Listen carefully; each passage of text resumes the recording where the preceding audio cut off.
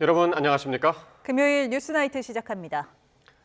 이란을 석기시대로 만들겠다고 위협했던 트럼프 미국 대통령이 이란에서 제일 큰 다리를 무너뜨렸다며 너무 늦기 전에 합의하라고 압박했습니다. 트럼프 대통령은 앞으로 더 많은 일이 이어질 거라고 경고했습니다. 첫 소식 워싱턴 신윤정 특파원입니다. 불꽃에 휩싸인 대형 교량 상판이 검은 연기를 내뿜으며 그대로 붕괴합니다. 트럼프 대통령은 10초 분량의 영상과 함께 SNS에 글을 올려 이란에서 가장 큰 다리가 무너져 다시는 쓸 수 없게 됐다고 밝혔습니다. 이란 관영 매체들은 이란 수도 테헤란 서부에 있는 고속도로 교량이 미군의 2차례 공습을 받았다며 사상자가 100여 명 발생했다고 보도했습니다. 트럼프 대통령은 이어 더 많은 일이 이어질 것이라고 경고했습니다. 그러면서 이란은 아무것도 남지 않기 전, 너무 늦기 전에 합의할 때라고 강조했습니다. 전날 대국민 연설에서 이란을 석기시대로 되돌릴 정도의 고강도 공격을 예고한 뒤 실제 추가 공격을 벌이며 종전협상 타결을 압박한 것으로 풀이됩니다. That we are on track to complete all of America's military objectives shortly, very shortly. We are going to hit them extremely hard over the next 2 to 3 weeks. 트럼프 대통령의 공격 과시에도 대국민 연설에 대한 비판은 미국 정치권 등에서 이어지고 있습니다. 전쟁의 명확한 목표나 종전 시점을 구체적으로 제시하지 못했고 승리 선언인지 확전 예고인지 메시지조차 엇갈린다는 겁니다. We know nothing more about that after this ridiculous rambling speech. 미 CNN 방송이 최근 미국민 1,200여 명을 상대로 실시한 여론조사에서 이란 군사작전을 지지한다는 응답은 34%로 나타났습니다. 개전 직후 조사 때보다 7%포인트 하락한 반면 강력하게 반대한다는 응답은 43%로 12%포인트 상승했습니다. 이런 가운데 안토니우 구테르스 유엔 사무총장은 기자회견을 열고 세계는 더 큰 전쟁의 문턱에 서 있다며 무력 충돌 중단을 촉구했습니다. If the drums of war keep beating, escalation will only make all of these worse. The spiral of death and destruction must stop. 구테르스 총장은 또 현재 당사국들과 긴밀히 소통하고 있다며 외교적 노력을 지원하기 위해 장 아르노 이란 특사를 현지에 급파했다고 밝혔습니다. 워싱턴에서 YTN 신윤정입니다.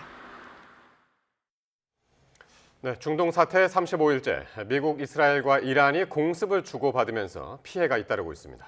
역내 미국 빅테크 기업들을 공격하기 시작한 이란은 걸프국들의 주요 교량도 표적이 될 수 있다고 경고했고 이스라엘은 레바논 교량들에 대한 공격을 예고했습니다. 네, 중동 현지에 나가 있는 YTN 특파원 연결합니다. 조수연 특파원. 네, 요르단 암만입니다. 예, 이란이 보복을 예고했는데요. 조 특파원이 지금 나가 있는 암만 곳곳도 이란의 표적으로 지목됐다면서요? 네, 그렇습니다. 미국이 이란 최대 교량을 공습하자 이란 혁명수비대는 보복을 다짐하면서 중동 국가들의 주요 교량을 거론했습니다. 요르단의 압둔 교량과 킹후세인 교량, 다미아 교량도 지목했는데요. 암만 시내에 위치한 압둔 교량은 지금까지 YTN 취재진이 하루에 수차례 지나온 곳입니다. 이란의 위협에 따라 오늘은 다른 곳으로 우회해서 이동해야 했습니다. 암만 상공에서는 이란 미사일이 요격되면서 떨어진 파편에 맞아 부상자가 발생했고 물적 피해도 잇따르고 있습니다. 또 혁명수비대가 역내 미국 대학시설과 빅테크 기업, 미군 병력이 체류 중인 호텔도 공격 대상에 포함했는데요. 암만 도심에도 미 대학시설과 빅테크 기업들이 위치해 있어서 긴장이 고조되고 있습니다. 주 요르단 한국대사관은 이런 위험이 있는 곳에 접근하지 말고 기묘한 용무가 아닐 경우 철수할 것을 강력히 권고하고 있습니다. 네, 실제로 걸프국 내 미국 빅테크 기업 시설들이 이란의 공격을 받기 시작했다고요? 네, 혁명수비대는 바레인에 있는 아마존 클라우드 센터와 아랍에미리트에 있는 오라클 데이터 센터를 공격했다고 발표했습니다. 하지만 바레인 당국자는 아마존 클라우드 센터가 아닌 바레인 통신회사가 공격당했다고 전했습니다. 아랍에미리트 두바이 당국도 혁명수비대의 주장은 조작됐다면서 오라클 데이터 센터 피격을 부인했습니다. 앞서 혁명수비대는 이란 시민을 숨지게 한 테러 공격 배후에 미국 정보통신 기업과 인공지능 기업이 있다면서 보복을 예고했습니다. 애플과 마이크로소프트, 구글, 메타, 테슬라 등 18개 기업을 공격 대상으로 지목했습니다. 이란은 걸프국들의 핵심 기반 시설도 타격하고 있습니다. 오늘 쿠웨이트의 정유 공장과 발전소가 이란의 공격에 피해를 입었고 아랍에미리트 아부다비의 가스 시설도 공격받아 화재가 발생했습니다. 이런 가운데 이스라엘 북부 하이파에서는 로켓 공격으로 6명이 다쳤다는 소식이 들어왔는데 이란을 지원하는 헤즈볼라의 소행일 가능성이 제기됩니다. 예, 이란의 공격도 만만치 않은데요. 이에 맞서서 이스라엘의 군사작전은 어떻게 이루어지고 있습니까? 네, 이스라엘군은 미군과 함께 이란 수도 테헤란 그리고 중부 이스파한을 비롯한 주요 도시들을 계속 공습하고 있습니다. 이스라엘군은 동시에 헤즈볼라를 겨냥해 레바논에서도 공세를 이어가고 있는데요. 레바논 동부 베카 지역에서 교량 2개를 공습할 예정이라면서 주민들에게 대피하라고 경고했습니다. 또 이스라엘을 겨냥한 공격을 계획한 헤즈볼라 대원 15명을 오늘 레바논 남부에서 제거했다고 밝혔습니다. 전쟁이 5주차로 접어들면서 양측에서 민간인 피해도 속출하고 있습니다. 지금까지 이란에서 1,900여 명, 레바논에서는 1,300여 명, 이스라엘에서 19명이 숨진 것으로 집계됐습니다. 그리고 인근 걸프국에서도 최소 20여 명이 숨졌고 미군 13명, 이스라엘군 10명이 사망했습니다. 지금까지 요르단 암만에서 YTN 조수연입니다. 걸프국, 특히 사우디아라비아에 있는 미군 기지가 이란의 집중 공격을 받으면서 이 대당 수천억 원의 핵심 전략 자산이 잇따라 파괴되고 있습니다. 이란의 공격 위험에 전력을 분산 배치해야 한다는 경고가 오래전부터 있었지만 실행되지 않아 뼈아픈 손실이 잇따른다는 지적이 나옵니다. 보도에 김종욱 기자입니다. 이란 본토에서 약 640km 떨어진 사우디아라비아 프란스 술탄 공군기지. 전쟁 둘째 날 이란의 공격을 받았습니다. 위성사진엔 이동식 트레일러 여러 대에 실려 텐트 밖으로 옮겨진 레이더가 노지에 나와 있고 레이더 안테나는 그을린 흔적이 남은 채 큰 조각이 떨어져 나간 것으로 보입니다. 특히 당시 미군 사드, 즉 고고도 미사일 방어체계 필수 장비인 레이더가 파손된 사실이 확인됐다고 미국 CNN이 전했습니다. 가격이 2천억 원이 넘습니다. 걸프 지역 다른 국가 기지에서도 같은 종류의 레이더가 파괴되고 1조 5천억짜리 조기경보 레이더도 손상됐다고 CNN은 전했습니다. 이란이 레이더를 공격해 미사일과 드론 침입을 탐지하는 미군 능력을 떨어뜨리려는 것으로 분석됐습니다. 술탄 기지는 이후에도 여러 차례 공격받았습니다. 지난달 27일엔 E3 센트리 조기경보 통제기와 공중급유기 등 값비싼 군용기가 속절없이 파괴되고 미군 여러 명이 다쳤습니다. 특히 이 조기경보 통제기는 먼거리 위협 탐지와 전투용 항공기 지휘를 통해 공중전을 유리하게 이끄는 데 핵심 역할을 하는 전략자산으로 가격은 4,500억 원입니다. 사고가 아니라 전투로 손실된 첫 사례입니다. 이 기지는 이란의 미사일 드론 공격에 취약하다는 경고가 여러 해 전부터 나왔는데도 제대로 대비하지 않아 피해가 커졌다는 지적이 나옵니다. 미군 지휘부는 사우디아 걸프 지역 내 기지가 공격 사정권에 있다며 더 안전한 사우디 서부로 전력을 분산 배치하자고 꾸준히 요청했습니다. 하지만 걸프 동맹국가의 외교적 부담과 비용 분담 문제 등으로 바이든과 트럼프 행정부 모두 실행하지 않았습니다. 미국은 막강한 화력으로 이란을 압박하고는 있지만 전략적 대비 부족과 이른바 가성비 공격에 핵심 자산을 한순간에 날리며 피해가 불어나고 있습니다. YTN 김종욱입니다. 유엔 안전보장이사회가 호르무즈 해협 개방을 위한 결의안을 표결하기로 하면서 이란을 향한 외교적 압박 수위를 높이고 있습니다. 하지만 이란은 도발적인 행동은 상황을 더욱 악화시킬 뿐이라며 경고장을 날렸습니다. 오만 무스카트에서 안동준 기자의 보도입니다. 유엔 안전보장이사회가 호르무즈 해협 개방을 위한 결의안을 현지 시각 4일 표결하기로 했습니다. 해협 통행을 위해 필요한 모든 방어적 수단을 사용할 수 있도록 한다는 게 골자입니다. 해당 결의안은 해협 통과를 원하는 걸프국의 지지를 받아 안보리 의장국인 바레인이 작성했습니다. 애초 결의안 초안에는 통상 무력 사용을 포함하는 필요한 모든 수단이라는 표현이 담겼습니다. 하지만 일부 상임이사국의 반대를 의식해 공격적인 군사행동을 허용하는 내용은 최종안에서 모두 삭제됐습니다. 아랍에미리트가 구상하던 미국과 유럽, 아시아 등의 군사연합체도 중국과 러시아 등 상임이사국의 반대로 제동이 걸렸기 때문입니다. 외교적 압박 수위를 높이고 있지만 이란은 오히려 도발적인 행동은 상황을 더욱 악화시킬 뿐이라면서 물러서지 않았습니다. 이란 외무부 차관은 호르무즈 해협 선박 통행 감시를 위해 오만과 새로운 규칙을 작성하고 있다며 해협 통제권을 공식화하는 발언도 이어갔습니다. 최근 호르무즈 해협을 통과하는 선박수가 3일 연속 증가했다는 보도도 나왔지만 이란과 가까운 나라들의 선박이 대부분입니다. 필리핀 정부는 자국 선박들이 호르무즈 해협에서 안전한 통행을 허가받았다고 밝혔는데 필리핀은 비적대국으로 지정되기 위해 이란과 오랜 회담을 거친 걸로 전해졌습니다. 호르무즈 해협 봉쇄와 선별 통제가 계속되는 상황에서 각국의 외교적 압박이 돌파구가 될 수 있을지 주목됩니다. 오만 무스카트에서 YTN 안동준입니다. 이런 가운데 이란 전쟁 이후 처음으로 프랑스 선주 소유의 컨테이너선이 호르무즈 해협을 통과했다고 블룸버그 통신이 현지 시간 3일 보도했습니다. 선박 추적 데이터에 따르면 CMA CGM 크리비호는 현지 시간 2일 오후 아랍에미리트 두바이 인근 해역에서 이란 방향으로 항해하며 선박 자동 식별 장치를 통해 선박 소유주가 프랑스인이라고 알렸습니다. 이 선박이 항해한 경로는 호르무즈 해협의 기존 통로가 아닌 이란이 지난달 13일 개설한 이른바 안전 통로입니다. 이란 전쟁으로 호르무즈 해협이 사실상 봉쇄된 이후 서유럽과 관련된 선박이 통과한 첫 사례로 보입니다. 현재 진행 중인 전쟁의 여파로 아랍 지역 경제가 치명적인 타격을 입었다는 유엔의 분석이 나왔습니다. 불과 한 달 만에 우리 돈 250조 원이 넘는 경제적 손실이 발생했고 수백만 명이 빈곤층으로 추락했습니다. 한상옥 기자입니다. 최근의 군사적 충돌로 아랍 지역이 지난 1년간 이룩한 경제 성장을 통째로 잃어버릴 위기에 처했다고 유엔 개발계획 UNDP가 밝혔습니다. منطقة ستواجه حوالي خسارة أو واجهت بالفعل خسارة تزيد عن 190 مليار دولار تصل إلى نحو 200 مليار دولار من الناتج المحلي الإجمالي. 한 달 동안 증발한 경제 가치만 약 1,860억 달러, 우리 돈으로 250조 원이 넘습니다.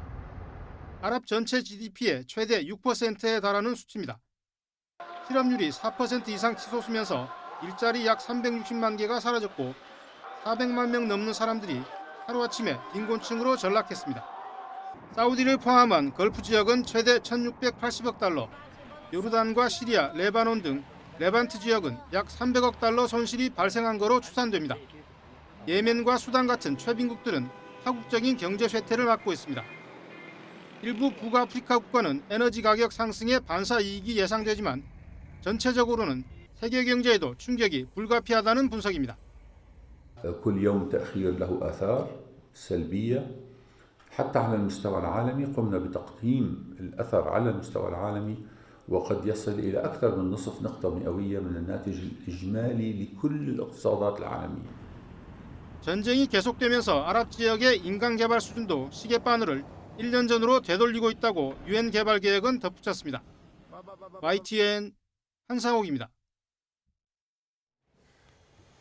도널드 트럼프 미국 대통령의 강경 발언에 무너졌던 코스피가 호르무즈 해협 개방 기대감에 5,300선 탈환에 성공했습니다. 원달러 환율도 10원 넘게 내렸는데요. 변동성에 대한 경계감은 여전히 큰 상황입니다. 차유정 기자가 보도합니다. 전날 도널드 트럼프 미국 대통령의 강경 발언으로 5,200대까지 주저앉았던 코스피는 5,370대에서 상승 출발했습니다. 이란이 오만과 호르무즈 해협의 안전 통항을 두고 규약 초안을 마련 중이라는 소식에 해협 개방에 대한 기대감이 번졌기 때문입니다.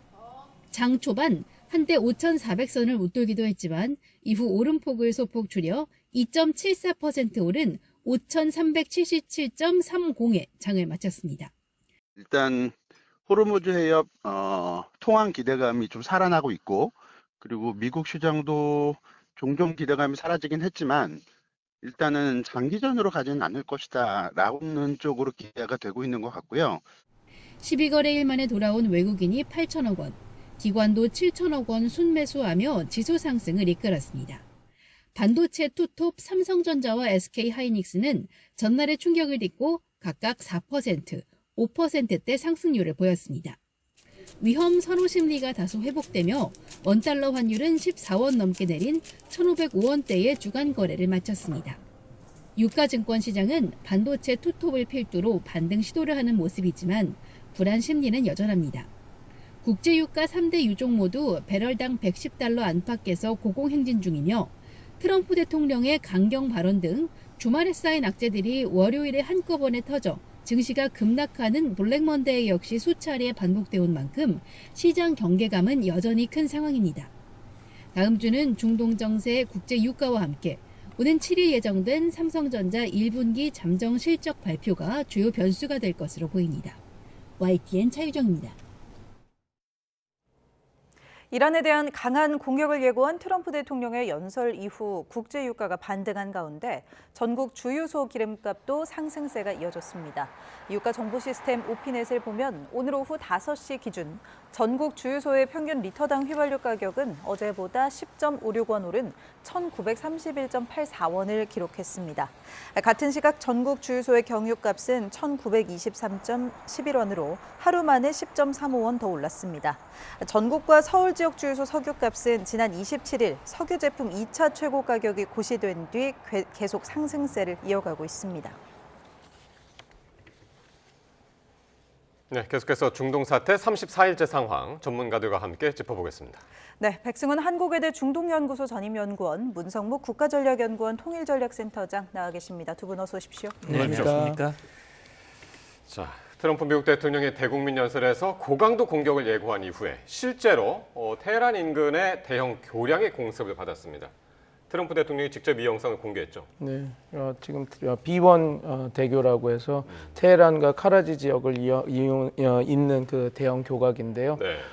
근데 양측의 의견은 좀 갈리고 있습니다. 이란은 이게 개통을 하지 않은 곳을 공격했다라고 해서 트럼프 대통령에 대해서 아니 개통도 안 한 이 민간 시설을 공격했으니까 미국이 잘못하는 거다 이렇게 얘기를 하고 있는데 트럼프 대통령은 미국 측은 아니다. 그 물류가 많이 가고 있었고 우리가 공격한 이유는 그 군수나 특히 드론 관련해서 하는 여러 가지 물품들이 글로 왔다 갔다 하고 있었다. 그리고 물량이 꽤 됐다라고 해서 얘기를 하고 있어서 둘이 첨예하게 지금 대립하고 있어서 조금 더 지켜봐야 되는 상황이긴 한데 문제는 좀 상징적인 시설을 때린 거는 맞습니다. 왜냐하면 B1 교각이라고 하는 것이 대형 그 교각이었고 그다음에 뭐 랜드마크 같은 곳이었거든요. 그래서 이란에서는 자기네들의 공학 기술이 집대성된 그런 아주 큰 교각이라고 이야기를 하고 있었던 곳이 맞았으니. 네, 교각 높이만 해도 136m, 상당히 높은 자리네요. 그러니까 저것도 사실 CCTV도 아니었고 누군가 저걸 의도적으로 이제 찍은 영상 같던데 말이죠. 그렇죠? 그러니까 지금 그런 거죠. 트럼프 대통령이 이제 대국민 연설을 통해서 전제를 했죠. 앞으로 2, 3주 더욱 강력한 그런 공격이 있을 것이다라고 예고를 했는데 그게 이제 뭐냐면 협상, 합의에 응하지 않을 경우라고 하는 단서를 달았어요. 그러니까 이란이 미국이 이미 이제 이란 측에 전쟁을 끝내기 위한 여러 가지 제안들을 해놓은 게 있지 않습니까? 그리고 이란 측에서도 거기에 마찬가지 자기들이 요구한 요구사항들이 서로 오고 가고 했단 말이죠. 그러니까 트럼프 대통령이 대국민 연설 전에 그런 얘기를 했어요. 지금 협상이 잘 이루어지고 있다. 네. 그리고 조만간 될 것이다. 이제 이런 얘기들을 했었거든요. 물론 안 될 수도 있다. 이제 그런 얘기를 했는데 일단은 지금 트럼프 대통령이 지난번에 호르무즈 해협 개방과 관련해서 이란이 계속 호르무즈 해협을 봉쇄하고 통제를 한다면 48시간이 지나면 발전 시설을 타격할 것이다. 이렇게 최후 통첩을 한번 했었고 그리고 한 5일 정도 말미를 줬단 말이에요. 그리고 지금 협상이 되고 있으니 한 열흘 정도 더 주겠다. 그래서 협상이 되는 걸 봐가면서 발전소를 때릴지 안 때릴지를 결정하겠다. 그렇게 한 게 4월 6일입니다. 이제 시한이. 그렇죠. 시한이 4월 6일이니까 이제 며칠 안 남았잖아요. 그런데 이제 그 전에 대국민 연설을 했단 말이에요. 그래서 그 대국민 연설은 말씀드렸듯이 협상에 호응해라. 합의를 해라. 우리의 요구안을 받아들여라. 핵심은 그겁니다. 핵 포기해라. 그다음에 미사일, 핵을 날려보낼 수 있는 미사일 역량 축소해라. 그리고 대리 세력들 지원하지 마라. 네. 그리고 마지막으로 호르무즈 해협 봉쇄 풀어라. 자유 통화해라. 이게 사실은 미국이 요구한 15개 항의 요지 핵심이라고 볼 수 있거든요. 그러면 모든 제재를 풀고 그다음에 이란이 정말 잘 살 수 있도록 미래를 보장하는 그런 미래가 될 수 있도록 적극적으로 지원을 하겠다. 이게 이제 패키지 딜의 핵심인데 네. 지금 나온 건 어제 대국민 전설 이후에 이란 혁명 지도부의 얘기는 전혀 협상과는 무관한 그런 강경한 반응을 보이고 있거든요. 네. 아마 그러다 보니까 트럼프 대통령이 그래 내가 말한 건 이건 그냥 빈말이 아니야. 나는 때릴 수 있어. 그동안 미국과 이스라엘이 주로 때린 것은 군사시설이었거든요. 미사일 기지, 네. 핵 기지, 생산 시설, 발사대 주로 군 시설로 그다음에 이제 지휘부 라든지 혁명 수비대 이렇게 해서 집중을 했는데 이런 민간 기반 시설, 다리라든지 뭐 이런 거는 사실 손 안 대잖아요. 이게 처음이거든요. 어떻게 보면. 그래서 이거는 트럼프 대통령이 이렇게 공개하면서도 아직은 내가 본격적인 공격을 시작도 하지 않았어. 예. 이런 얘기를 했습니다. 네, 이 공격이요. 또 교량뿐만이 아니라 이란에서 가장 오래된 공중보건연구소, 이 파스테르 연구소라는 곳이 공격을 받았다고 하던데 이게 민간 보건시설을 타격하는 건 좀 문제의 소지가 있겠는데요? 네, 맞습니다. 그래서 뭐 그 국제 세계 보건기구 그 수장도 그 공격을 하고 이제 기능을 못 하게 됐다라고 얘기를 하고 있어요. 모르겠습니다. 어느 정도 기능을 못 하는 것을 보고 기능을 못 한다고 얘기하는지 모르겠는데 이제 그런 얘기를 해서 어떻게 보면 지금 제가 제일 우려하는 상황이 지금 벌어지고 있는 것 같습니다. 그러니까 트럼프 대통령이 이미 대국민 담화 발표할 때 만 곳의 타겟을 다 때렸기 때문에 그러니까 완전히 다 형화했다. 우리가 목표로 했던 시설은 다 공격을 했다라고 얘기를 하지 않았습니까? 그래서 우리는 이건 완벽한 승리다라고 얘기를 했으니까 이제 더 이상 때릴 곳이 별로 없는 겁니다. 그러면 이제 그래서 압박을 하기 위해서 이런 어떻게 보면 생활 인프라 시설들, 그러니까 교각이라든지 보건 시설이라든지 담수화 시설이라든지 이렇게 공격이 확장이 되는데. 이렇게 싸움이 되게 되면 이게 통제가 되지 않는 수준까지 갈 수 있는 거거든요. 제가 여러 번 말씀 여기 와서 드렸던 거는 그래도 임계점은 가고 있는데 그 레드라인에 대한 시설들을 공격하고 있는데 통제된 벼랑 끝 전략을 쓰고 있다라고 했는데 지금은 이렇게 교량, 그다음에 그 보건기구, 그다음에 이제 뭐 아직은 모르겠지만 이제 전력 시설들, 그러니까 발전소 같은 것까지 다 때리기 시작하면 제가 우려하는 거는 이제 감정 싸움이 되는 거고 이제 이 여기서 나오는 피해자들이나 이런 것들 이제 걷잡을 수가 없게 돼서 이제 그래서 양쪽 다 멈추지 못하는 수준까지 돼서 이제 그러면 이란도 똑같이 지금 뭐 교각을 때리지 않았습니까? 그 주변. 근데 거기 이제 똑같이 이제 우리도 보건 시설 때리겠다, 담수화 시설 때리겠다, 발전소 시설 때리겠다 이런 식으로 가서 중동 주변국의 미군 부대를 수용하는 그 걸프 국가들에서 공격을 하게 되면. 저 전쟁이 조금 다른 국면으로 넘어가지 않을까라고 하는 그런 걱정이 좀 들기 시작했습니다. 그러니까 트럼프 대통령이 이래도 합의 안 해 하고서 이제 다리를 이제 공격을 한 건데, 그러니까 무너뜨린 건데, 이란에서는 그거 우리 쓰지도 않는 거야. 그렇고 이제 말은 그렇게 했단 말이죠. 근데 사상자는 한 100명 정도 났다고 이제 그러고. 어쨌든 지금 말씀하신 대로 다리 다음은 발전소라고 그랬단 말이에요. 네. 발전소까지 공격을 할까요? 어떻게 보십니까? 예, 뭐 이란의 선택에 달려 있다고 생각합니다. 이란이 소위 말하는 협상과 협의에 호응을 한다면 뭐 상황이 달라지겠습니다만 그렇지 않다면 아마 나름 미국 국방부와 트럼프 대통령의 머릿속에 시간표가 그려져 있으리라고 봅니다. 미 국방부나 합참 측에서 발표한 바로는 지금 11,000여 개의 군사 표적을 때렸고 아직 수천 개의 표적이 남아 있다. 이제 이런 얘기를 했습니다. 이란 측도 이란 혁명수비대 대변인이 그런 얘기를 했어요. 미국 정보가 매우 잘못됐다. 우리는 미국이 모르는 곳에 어마어마한 그 무기들을 지금 다 감춰놓고 있다. 미국이 지금 잘못 알고 있다라고 얘기를 하고 있어요. 글쎄요. 저는 뭐 그게 얼마나 사실인지는 잘 모르겠습니다만 어쨌든 그게 사실이라면 저는요 이란이 정말 국민들을 위해서 해놓은 게 무언가 지금 지도부가 결국 국민들은 고통 속에 빠뜨리고 이란 그 화폐가 거의 종이장이 될 정도로 경제를 엉망진창 만들어 놓고 그리고 결국은 수비대의 권력을 위해서 수많은 무기를 만들고 예. 특히 NPT에 가입을 했다는 건요. NPT는 우리도 NPT에 가입했지 않습니까? 네. NPT는 우리는 이 원자력을 평화적으로만 이용하겠다라고 약속하고 가입하는 거거든요. 그래서 그 약속을 하고 관련 원자로라든지 이런 기술을 이제 핵보유국으로부터 받아가지고 하는 거거든요. 그러나 이란은 핵 개발을 해왔어요. 이 핵 개발을 해왔다는 것은 핵무기화를 시도한 거죠. 그래서 명백하게 핵무기로 넘어갈 수 있는 다시 말하면 60% 고농축 우라늄을 수백 킬로그램을 가지고 있었고 그거는 사실은 수주 안에 완전히 핵폭탄을 만들 수 있는 그런 거거든요. 그러니까 결국은 이런 위험한 상황을 지금 끌어왔고 끊임없이 또 이 대리 세력들을 이용해서 네. 테러 행위를 하고 많은 사람들을 또 살해를 하고 이런 상황이 그동안 있어 왔기 때문에 지금 트럼프 대통령 글쎄요 뭐 트럼프 대통령의 이 작전에 대해서 가타부타 또는 뭐 이게 전쟁 범죄 행위다 잘못됐다 이렇게 비판 목소리들이 많이 있지만 예. 트럼프 대통령의 연설 내용은 그런 거거든요. 그러니까 이런 위협을 이제 뿌리째 드러나게 거의 목표를 거의 달성했다. 그리고 아직 해야 할 일이 조금 남아있다. 예. 이게 2, 3주다. 저는 그게 무엇일까 지금 생각해 보면 결국은 이란이 얘기했듯이 아직은 지금 숨겨놓은 미사일 드론이 일부 남아있는 것 같습니다. 그렇기 때문에 그걸 가지고 여러 군데 아직은 저항을 하고 있는 거거든요. 예. 그리고 저는 핵심적으로 남아있는 것은 호르무즈라고 생각을 합니다. 예.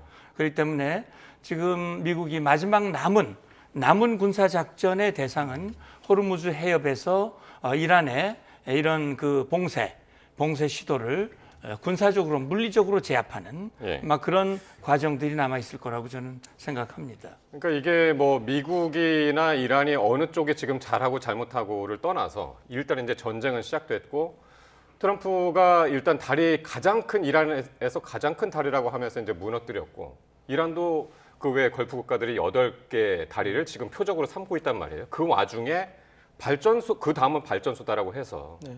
그런데 이란은 계속 반격을 하고 있단 말이죠. 네, 맞습니다. 그러니까 이 와중에 미국이 발전소를 타격을 할 수 있냐 이 문제거든요. 이제 제가 걱정하는 부분이 거기입니다. 이제 네.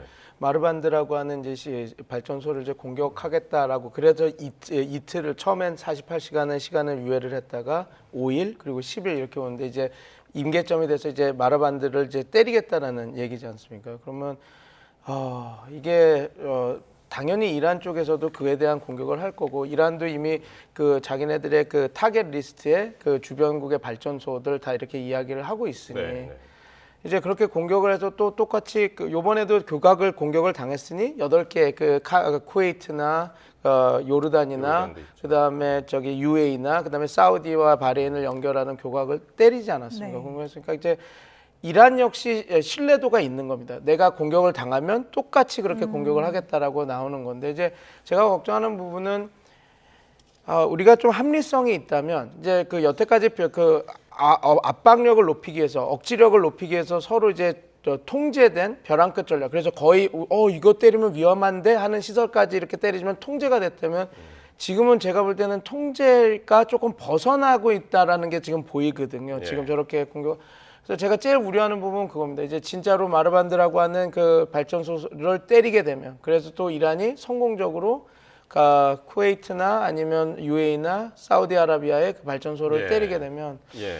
전쟁이 우리가 지금 생각하는 통제된 수준이 아니라 다른 쪽으로 이렇게 벗어나져 버리는 거 아니에요. 근데 트럼프 대통령도 저희가 보면 제가 지금 담화문에 보면 2주 안에 전쟁을 끝내고 싶어하는 욕구가 되게 크거든요. 네. 그건 큰데 지금 어저께의 담화문은 나는 나가고 싶은데 나갈 수 있는 방법을 지금 못 찾고 있다라는 걸 드러낸 담화문이었었는데 이 전쟁을 끝내기 위해서 너무 화가 난 나머지 내가 압박을 해서 끝내겠다라고 하다가 전쟁이 더 다른 국면으로 가지 않을까라고 하는 그 걱정이 좀 점점 들고 있는 상황입니다. 네, 지금 미군과 이란의 이 갈등이 계속해서 이어지고 있으면서 이 A-10 공격기 30대가 지금 집결했다 이런 소식까지 들려왔는데요. 이게 저공비행으로 이제 근접거리에서 지원을 하는, 그러니까 지상전이 임박했다는 신호를 여기서 알 수 있는 그런 항공기라고 합니다. 여기에 항공모함 3척, 공수사단 또 특수부대까지 중동에 집결했는데 이런 전력을 놓고 봤을 때 실제 지상전 가능성이 더 커졌다고 봐야 할까요? 예, 그러니까 말씀하신 대로 A-10기는 글자 그대로 근접 지원, CAS라고 얘기를 하는데 이제 지상전을 지원하기 위한 그런 특화된 공격기, A자가 붙는 건 어택이거든요. 어택기라고 하는 것은 지상전 특화된 공격기입니다. 그러니까 좀 덩치가 크고요. 그다음에 속도가 느립니다. 그리고 그 지상을 타격할 수 있는 독특한 무기들을 장착하고 있습니다. 30mm 기관포라든지 이런 것들, 이제 미사일도 있습니다만. 지금 나오고 있네요. 예, 그렇죠. 이 보시고 계시죠. 그래서 그리고 굉장히 철갑이 강하기 때문에 웬만한 이 뭐 수동 대공포에는 이 좀 견디는 맷집도 좀 있고 말이죠. 그러니까 이게 이렇게 낮게 날면서 탱크나 기갑차 같은 것들을 이제 공중에서 파괴하는 그래서 그런 무기인 탱크 거죠. 킬러라는 그런 별명도 있거든요. 워낙 저돌적이라서 지금 별명이 저기 나왔네요. 홍멧돼지라고. 그리고 이게 오래돼 가지고요. 오래된 이 항공 전투기이기 때문에 그래서 이제 우리 주한미군 A-10기도 사실은 이제 리타이어, 이제 퇴역을 하는 그런 항공기거든요. 근데 이게 왜 등장을 했을까? 아까 잠시 보도에도 나왔습니다만 지금 이란이 비대칭 무기를 가지고 전쟁을 하고 있다 이런 얘기를 하고 있잖아요. 저렴한 무인기, 무인 고속정, 그다음에 뭐 이런 아주 저렴한 것을 집중으로 날려보내면 뭐 패트리어트라든지 이런 걸 가지고 또 요격을 하면 엄청난 비용이 발생을 하고. 재래식 무기는 재래식 무기로 대응한다. 그렇죠. 뭐 그런 거네요. 그러니까 지금 미국이 전투기 F-35라든지 뭐 고성능 전투기가 많이 있거든요. 스텔스 전투기. 그러나 그걸 가지고 드론을 잡거나 뭐 무인 수상정을 벌떼 공격을 하는 그런 무인 수상정을 잡기에는 너무 맞지 않는 무기거든요. 그러니까 집결시키고는 있지만 한 10년 넘게 뭐 이라크라든지 아프간에서 이미 썼던 무기들인 그렇습니다. 거네요. 그래서 저는 이게 왜 들어왔을까 생각해 보면 결국은 호르무즈 해협에서 이 호르무즈 해협 봉쇄를 위해서 이란군이 사용하는 이란 혁명수비대가 사용하는 드론이라든지 작은 선박이라든지 해안에 직결되어 있는 해안포라든지 숨어 있는 그런 동굴진지라든지 이런 것을 샅샅이 찾아다니면서 타격하기 위한 그런 목적으로 원래 12대였는데 18대를 더 증파를 했거든요. 그러니까 이 호르무즈 해협에서 그다음에 이것뿐만 아니라 아파치 헬기 들어왔습니다. 아파치 헬기야말로 대전차 헬기거든요. 그러니까요. 탱크 잡는 탱크 킬러입니다. 그래서 적어도 지금 호르무즈 해협의 개방을 위해서 두 가지 접근을 하는 거거든요. 강력한 군사력을 투입을 해서 호르무즈 해협에서의 혁명 수비대의 역량을 이제 점점 더 약화시키는 노력과 함께 그다음에 이제 협상의 문을 열어놓고 이란 측이 이제 호르무즈 어려워 그러니 협상을 하는 게 오히려 더 피해를 막고 이란 국민을 위한 이란의 미래를 위한 것이야. 이런 판을 지금 만들기 위한 계획이라고 보는데 그럼 지상전을 할 것인가 하는 문제입니다. 그래서 트럼프 대통령이 2-3주라고 그랬거든요. 2-3주. 이게 전쟁을 끝내는 방법이 두 가지가 있습니다. 첫째는 합의에 의한 방법입니다. 그런데 지금은 합의가 될까 하는 생각이 더 많잖아요. 그런데요. 최근에 페제스키안 대통령이 미국 국민을 향해서 서한을 냈거든요. 그리고 그전에는 또 EU 의장하고 통화도 했어요. 그러면서 미국에게 딱 그 요구한 게 그겁니다. 첫째, 공격을 중단해라. 둘째는 이 공격이 재발되지 않도록 장치를 마련하면 우리도 전쟁을 끝내기 위한 준비를 하겠다. 그래서 뭐 이런 해석을 하는 분들도 있더라고요. 페제스키안은 그건 온건파고 그렇기 때문에 혁명 수비대가 그걸 용납하지 않아. 그래서 이중 목소리를 내는 것이고 뭐 심리전 선전술의 일환일 수도 있어. 그런데 어쨌든 간에 지금 지상전은 2-3주라고 한다면은 이 지상전을 하기에는 이게 너무나 시간이 촉박합니다. 그리고 지금 또 외교 일정으로 보면 트럼프 대통령이 5월 중순 베이징을 방문하도록 돼 있거든요. 네. 그래서 제가 볼 때는 글쎄요, 아까 이제 발전소 타격 얘기가 나왔습니다만 이게 과연 미국이 이 목표를 타격할 때는 그 타격을 통해서 얻게 되는 효과, 또 입게 되는 피해, 부정적 영향들을 같이 계산을 하면서 아마 할 겁니다. 지금 트럼프 대통령이 연설에서 그런 얘기를 했거든요. 목표는 거의 달성했다. 조금 남았다 그랬기 때문에 이제 명분을 어느 정도 확보하면 합의에 의한 전쟁 종결이 아니라면 그냥 일방적으로 선언하고 빠져나오는 방법도 있다고 생각합니다. 알겠습니다. 어쨌든 미국 트럼프 대통령은 2, 3주 동안에 극도로 강하게 이란을 타격하겠다고 그랬고 실제로 타격을 하고 있고, 그런데 이란의 반격도 만만치 않단 말이에요. 특히 미국의 빅테크 기업들을 타겟으로 삼겠다 해놓고 진짜로 이란이 주장하기로는 날렸습니다. 아마존하고 오라클인가요? 네, 오라클. 그 미국이 받을 타격은 어떨까요? 모르겠습니다. 미국 입장에서는 이게 미국 본토에 있는 그런 회사를 만든 게 아니라 지금 그 걸프 지역에 나가 있는 그런 그 자기네들의 그 지사로 나가 있는 시설들이 맞지 않았습니까? 아마존은 바레인에 있었던 거고 데이터 센터를 만든 두바이 이렇게 해서 맞은 거라서 아마 그 충격, 그 본사에 대한 공격은 아니고 그 지사에 나가 있는 것들은 이제 지금 UAE나 바레인이나 사우디아라비아나 이런 모든 국가들이 지식센터라고 해서 거기 이제 해외 유수의 기업들을 받기 위해서 들어와 있어서 그 뭐라 그럴까요? 그 업무들이 좀 제한적입니다. 그래서 거기를 공격하는 것은 큰 타격이라기보다는 좀 상징적인 것. 근데 아마 이게 미국의 위협이 되기보다는 걸프 국가들이 좀 힘들 겁니다. 왜냐하면 걸프 국가들은 그 지식센터들을 해서 자기네들이 허브 국가가 되고 싶어 하는데, 그러니까 지식과 IT의 허브 국가, 뭐 물류의 허브 국가가 되기 원하는데, 지금 이렇게 공격을 당하면 어느 기업이 안전하지 않은 곳에 투자를 하겠습니까? 그러니까 이건 미국의 피해보다는 이제 주변 걸프 국가들이 더 피해를 보는 거가 아닌가 이런 생각이 들고, 결국은 이것은 그리고 이 기업들이 지금 소위 말해서 AI 기업들이 자기네들에게 이란에 대한 공격을 하는 그 여러 가지 정보들, AI나 이런 정보들을 얘네들이 제공했기 때문에 공격을 한다는데, 그런 핵심적인 그 부처들은 다 미국 본토에 가 있거든요. 그래서 이게 뭐 여기를 공격하는 것은 내가 그 공격을 당했으니 그것을 하는 그 본사들, 그런 기업들을 내가 때리겠다라는 그 의미 외에, 상징적인 의미 외에 그렇게 큰 게 있나. 단 피해를 보는 거는 미국보다는 그 기업들을 유치해서 자기네들이 산업 다각화를 하기 원하는 걸프 국가들이 더 피해를 보는 그런 상황이다, 이렇게 보시면 될 것 같습니다. 네, 이 빅테크 시설에 이어서 또 쿠웨이트 정유소, 또 쿠웨이트 해수 담수화 공장에 대한 이란의 공격도 이어졌습니다. 쿠웨이트는 이제 식수의 한 90%를 이제 해수 담수화 시설을 통해서 의존하고 있기 때문에 인지를 잡은 게 아닌가 이런 생각도 좀 들어요. 네, 그러니까 이제 이란의 대응 방식이 이제 그렇게 나왔죠. 2월 28일 이후 미국과 이스라엘의 공습을 받은 이란의 대응은 기본적으로 뭐 이스라엘을 향해서 쏘기도 했지만 사실은 오히려 미사일과 드론은 아랍에미레이트에 제일 많이 이제 날려보내지 않았습니까? 그리고 사실 미군 기지를 타격했을 뿐만이 아니라 미군 기지가 아닌 뭐 공항이라든지 민간 시설들도 상당히 많이 타격을 했거든요. 이란이.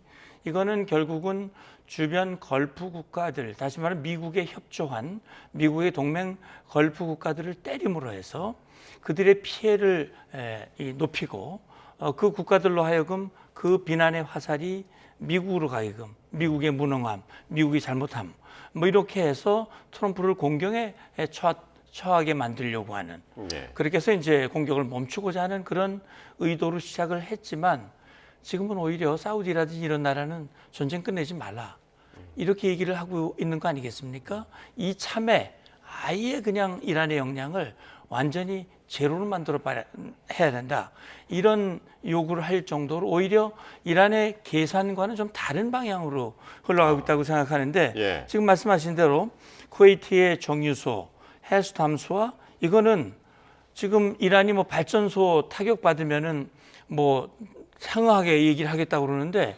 담수화 시설은 생명을 뺏는 겁니다. 쿠웨이트 국민들의 생명을 뺏어가는 거거든요. 그렇게 하면서 이란 거기 때리지 말라고 말할 명분이 없는 겁니다. 지금 이란이 하는 거는요. 오히려 이런 행동은 국제사회를 모두 공동의 적으로 몰아넣고 이란의 입장을 스스로 어렵게 만드는, 그러니까 지금 이란이 하는 게 딱 그 주변 걸프국들을 공격하고 그다음에 호르무즈 해협을 목줄을 잡아가지고 전 세계 경제를 볼모로 지금 트럼프를 힘들게 만들고 이 전쟁이 모든 비난의 화살이 트럼프에게 가게 만드는, 그래서 참 이상한 일이 이 보면은 결국은 트럼프를 욕하는 사람 많은데 이란을 욕하는 사람은 상대적으로 적다라고 하는 것이 그런 또 좀 아이러니한 그런 현상이 나타나고 있습니다. 그렇군요. 어쨌든 트럼프 대통령은 이란의 군사적인 능력을 현저하게 저하시켰다라고 이제 계속 주장을 하고 있는데 이란의 공격은 끊임없이 이제 나오고 있고 특히 미국의 전략적인 무기들이 상당히 이제 미국이 자랑하는 무기들, 특히 이번에는 F-35가 또 격추했다고 또 이란이 또 주장하고 있습니다. 이게 두 번째 아닌가요? 예, 두 번째인데 일단은 조금 더 지켜봐야 될 것 같습니다. 왜냐하면 미국 측에서는 6대가 나갔는데 6대 다 돌아왔다라고 얘기를 하고 있고 이란 쪽은 자기가 격추해서 뭐라 그럴까요? 잔해물들을 이제 보여줬거든요. 근데 이제 양측의 주장이 첨예하게 대립하고 있어서 조금 더 지켜봐야 될 것 같긴 한데 만약에 이 격추가 사실이라면 지금 말씀하신 부분이 미국에게는 좀 뼈아프겠죠. 왜냐하면 트럼프 담화문에서 트럼프 대통령이 이 출구 전략을 쓰기 위해서 필요 조건인 내가 전쟁 시작할 때 이야기했던 이란의 모든 군사 능력은 다 와해됐다, 붕괴됐다라는데 지금 성공적으로 그것도 아마 스텔스기 F-35가 이렇게 전쟁 도중에 전투 중에 격추된 사례는 아마 이번 전쟁이 처음일 겁니다. 그래서 이렇게 된다면 지금 어떻게 보면 미국이 주장했던 우리가 방공망이나 이런 것들을 다 형해화시켰다는데 그렇지 않은 거 아닌가 그런 우려를 낳을 수 있고요. 그다음에 하나는 또 지금 전쟁이 이렇게 되고 있다는 얘기도 있습니다. 그러니까 이제 모든 시설이 다 부서졌기 때문에 저공 비행으로 이제 작전을 하는 그런 작전을 하고 있는데 그러다 보니까 그 미국이 이제 다 모든 방공망을 부서뜨리고 나서 저공 공격을 하는 그 작전이 조금 문제가 있지 않느냐, 좀 약간 좀 취약한 부분이 있지 않느냐라고 해서 아마 다시 전쟁 교본을 좀 바꿔야 되는 그런 이야기들이 두 개 나오고 있습니다. 근데 어찌됐건 어떤 것이 되더라도 미국 입장에서는 별로 좋지는 않죠. 왜냐하면 F-35는 지지 않는다. 우리가 그 전투에서 절대 질 수 없다. 왜냐하면 좋은 레이더를 갖고 있어서 멀리서 미리 공격을 할 수 있는 전투기거든요. 근데 그런 신화가, 그러니까 우리 그 F-35는 절대 지지 않는다라는 그 신화가 깨지고 있는 것이라서 미국 입장에서는 그렇게 크게 좋은 거는 아닌 상황이다. 그렇게 보시면 될 것 같습니다. 네, 과연 이란이 거짓말을 하고 있는 것인지 아니면 미국이 거짓말을 하고 있는 것인지는 좀 지켜보고요. 사우디 내 미군 기지 사드 레이더도 이란 공격으로 파손됐다는 보도가 나왔습니다. 이란이 이렇게 레이더를 계속 노리고 있는데 이게 사람으로 치면 그러니까 미리 좀 감시하는 눈이랄까요? 이런 거잖아요. 이렇게 레이더를 노린다는 거는 그럼 나중에 이렇게 해놓고 뭐 탄도미사일 공격을 할 때 방어막을 좀 무력화하겠다, 좀 멀리 내다보는 건가요? 그럼요. 이게 이제 사드 레이더 공격한 건 꽤 오래된 얘기입니다. 이제 전쟁 초기에 있었던 이야기고, 그래서 지금 이란의 어떤 그 레이더라든지 탐지 능력, 정찰 능력을 고려했을 때는 이거를 파악하기는 현실적으로 어려울 것이다라는 게 전문가들의 사우디에 있는 사드 기지. 그래서 이제 일각에서는 그런 얘기를 하고 있죠. 이게 혹시 지금 뭐 정찰 능력, 위성 정찰 능력은 러시아가 뛰어나기 때문에 아마도 러시아가 표적 정보를 주고 그걸 이란이 때린 것이 아니냐라는 그런 의구심을 가지고 있거든요. 물론 그래서 이제 관련 내용을 트럼프에게 기자가 물어본 것도 있었고, 트럼프 대통령은 그런 보고를 받은 바가 없다. 뭐 이렇게 대답을 한 적도 있었는데 어쨌든 이 사드라고 하는 것은 고고도 미사일 방어 체계잖아요. 또 주한미군 사드 일부가 지금 중동 지역으로 이전 파병됐다는 그런 보도도 여러 번 있었고요. 그러니까 고고도 150km 상공에서 요격하는 그런 체계고 상당히 정확도가 높은 그런 체계인데 레이더가 타격받으면 사실 기능이 상실되는 거거든요. 그러니까 이게 레이더라고 하는 것이 계속 레이더파를 발사하기 때문에 어떻게 보면 중요한 표적이 될 수도 있어요. 그런 차원에서 지금 이제 이란이 이런 타격을 하는데 지금 보면 그런 겁니다. 아까 F-35 얘기도 나왔습니다만 네. F-35가 저는 뭐 이란이 그거를 잔해물을 사진을 공개했더라고요. 그 잔해물은 F-35 아니거든요. 제가 볼 때는. 네, 그렇기 때문에 현재로서는 뭐 이란이 거짓말했을 가능성이 거의 뭐 아주 높다고 저는 보는데 그건 왜냐하면 지금 미국의 트럼프 대통령 말을 부인하는 거거든요. 그리고 혁명수비대 대변인 말한 대로 미국 정보력 엉망이야. 우리는 엄청난 능력을 가지고 있어. 그러니까 전쟁, 트럼프 너 전쟁 빨리 끝나고 싶어 하지. 우린 절대로 안 끝내. 라고 하는 걸 보여주려고 하는 거거든요. 그래서 적어도 이 전쟁의 주도권은 우리가 가지고 있어 라는 것을 보여주기 위해서 말로도 하고 이런 식으로 이제 F-35도 때렸다 뭐 했다 이런 식으로 지금 우리의 능력이 이제 강하다는 걸 보여주는 건데 하여튼 중요한 건 뭐냐면 전쟁 초기에 비해서 이란의 대응 수위와 이 빈도와 이런 것들이 현저히 줄어들었다라고 하는 것은 분명해 보입니다. 알겠습니다. 그러니까 지금 앞으로 이란이 혁명수비대가 말한 그것이 얼마나 행동으로 옮겨지는지는 한번 보시죠. 어쨌든 어느 순간에서부턴가 이제 미국하고 이란 간의 이제 전쟁이 자꾸 이제 눈에 띄고 있는 와중에 지금 이제 이스라엘은 뭐 이스라엘도 이제 계속해서 이제 이란 공격을 하고 있습니다만은 헤즈볼라하고도 이제 격전이 이루어지고 있고. 근데 이런 얘기도 있습니다. 이스라엘이 이란 최고 지도자의 외교 정책 고문으로 알려진 인물을 겨냥한 암살을 시도했다. 그런 주장이 나와서 이건 어떤 의도가 있는 건가? 라는 의문들이 많습니다. 어찌됐건 이스라엘은 계속해서 이 전쟁이 유지되고 있는 한 이란을 계속 흔들려고 하고 있거든요. 그러니까 이스라엘도 인정을 했습니다. 이게 정권 교체, 정권 붕괴는 어렵다라는 건 이미 알고 있지만 우리가 할 수 있는 모든 것을 다 동원해서라도 이란 정권이 이 전쟁 과정에서 무너지면 좋겠지만 뭐 무너지지 않더라도 이 전쟁이 끝나도 다시는 복귀하지 못하게 만들겠다라고 하는 게 그 목적이거든요. 그래서 지금 어떻게든 지금 이란의 수뇌부에 대한 암살도 진행되고 있고 이란 수뇌부가 갖고 있는 모든 외교적, 정치적, 그다음에 군사적 역량들을 계속 없애려고 지금 하고 있죠. 그런데 저는 이 이야기를 듣고 한 가지는 좀 확실해진 거 아닌가 싶습니다. 그러니까 뭐냐면 우리가 모스타바가 죽었다. 그래서 막 크게 다쳤을 거다 하는데 모스타바의 지금 외교 전략통을 지금 어떻게든 사살하려고 한 거 아닙니까? 그러면 만약에 모스타바가 죽었다면 모스타바의 그 자문 역할을 하고 있는 사람을 사살할 이유가 없겠죠. 그래서 제가 볼 때는 지금 모스타바가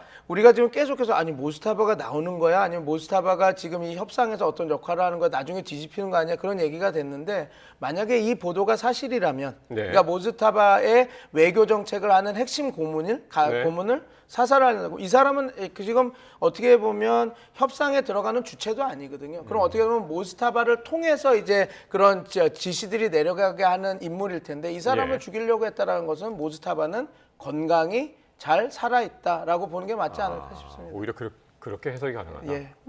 네, 이 모스타바의 외교 정책 고문으로 알려진 인물에 대한 암살 시도, 이 인물이 이제 카라지 이란 외교 고문인데 어쨌든 이런 개혁파라던가 뭔가 좀 협상에 좀 가까운 선택들을 하는 인물들을 암살하려고 하는 시도, 아무도 협상 테이블에 못 앉게 하려는. 이게 조금 이게 약간 미국과 이스라엘이 갈리는 부분입니다. 미국은 어떻게든 협상을 하고 싶어 하는데 이스라엘은 지금 계속 어깃장을 내고 있거든요. 왜냐하면 이스라엘은 어떻게든 이 전쟁이 좀 늘어져서 그 늘어지는 동안에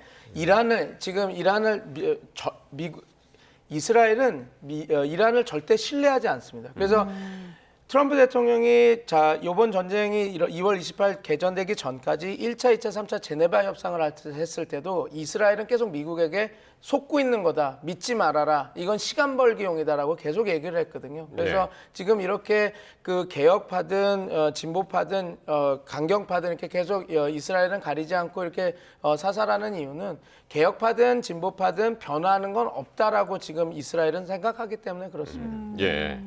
이렇게 이제 미국의 군사작전 이제 계속해서 이제 진행이 되고 있는데 지금 뭐 전쟁 얘기는 아니지만 미국의 국방부 장관이 요구를 해서 미국 육군 참모총장이 물러나게 됐다는 지금 보도가 나왔습니다. 전쟁 국면에서 군의 최고 지휘부를 교체한다. 상당히 좀 이례적인 상황 아닙니까? 예, 그렇죠. 전쟁 중에 장수를 바꾸는 것은 매우 이례적인 것이죠. 그래서 저도 그 보도를 보고 좀 의아하고 또 놀라기도 했습니다. 왜 무슨 속내가 있는 것일까? 그래서 뭐 제가 방송 들어오기 전에도 우리 교수님하고 이와 관련된 그런 토의도 좀 하고 왜 그랬을까? 네. 이런 얘기들을 좀 했는데 그래서 혹시나 트럼프 대통령이 지금 하고 있는 이런 여러 가지에 대해서 혹시 이 육군 참모 총장이 조금 뭐 다른 얘기를 한 것인가? 이란과의 전쟁과 관해서 관련해서 이를테면서 뭐 예. 지상작전 관련해서 뭐 다른 의견을 얘기한 건가? 뭐 이런 추측이 좀 나왔었는데 예. 그 보니까 이분은 바이든 정부 때 임명이 된 분이에요. 네. 그래서 지금 이제 몇 년 동안 육군 참모총장을 했고 임기가 조금 남아 있는 걸로 알고 있습니다. 그럼에도 불구하고 이렇게 교체를 한 것이 혹시 그 최근에 보면 친 트럼프 가수 집 앞에서 아파치 헬기가 이렇게 이제 제자리 비행 한 일이 있었고 이걸 가지고 이제 육군 자체에서는 이 징계를 이제 검토를 하고 회의를 하고 그랬던 일이 있었는데 그걸 헤그세스 장관이 그거 아니다, 괜찮다. 이제 무마했던 그런 일들이 보도가 된 걸 저도 그러니까 혹시나 봤거든요. 그 아파트 헬기의 조종사가 친 트럼프 성향의 가수 집 위에서 어떤 퍼포먼스를 해준 것이 아니냐. 예. 뭐 그런 의심을 그런 한 거겠죠. 그 의구심. 육참 총장은. 네, 그렇습니다. 예. 그래 이제 그러다 보니까는 이게 아마 그 과정에서 조금 서로 갈등이 빚어졌고 아무래도 뭐 미국은 저도 묵군 생활을 오래 했습니다만 기본적으로 이제 문민 통제라고 하는 것을 기본으로 하고 있고 비록 헤그세스 장관이 소령 출신에 불과하지만 그럼에도 불구하고 장관이니까 네. 장관이 지시하는 것이 우선이고 네. 한 거니까 결국 장관의 지시에 혹시 토를 달거나 이의를 제기했다면 그러니까요. 그것이 어떤 이유가 돼서 해임의 원인이 되지 않았을까라는 이것도 추정입니다. 그러니까요. 확인한 게 아직까지 아니니까요. 모릅니다. 예. 어쨌든 그러나 전쟁이 진행되는 중에 이렇게 육군 참모총장을 교체하는 것은 네. 군 전체의 사기에 미치는 영향도 좋지 않다라는 점이 우려가 됩니다. 네, 아무래도 군대라는 조직의 지휘 체계가 따로 있을 텐데 미국에서 이런 일이 있었습니다. 저희 또 이재명 대통령은 지금 한국을 국빈 방한한 프랑스 마크롱 대통령과 정상회담을 가졌는데요. 네. 이 얘기로 잠시 좀 넘어가기 전에 오늘 마크롱 대통령의 발언 먼저 직접 들어보도록 하겠습니다. 함께 보시죠. Crise au Moyen-Orient, les conditions d'un processus de désescalade et les conditions dans un cadre international clairement établi, une déconfliction étant négociée avec l'Iran, d'une réouverture du détroit d'Ormuz. 그러니까 이 이야기가 주목을 받았던 것이 지금 이제 유엔 안보리에서 현지 시간으로 이제 4일이라고 그러니까 이제 아마도 우리 시간으로는 일요일쯤에 네.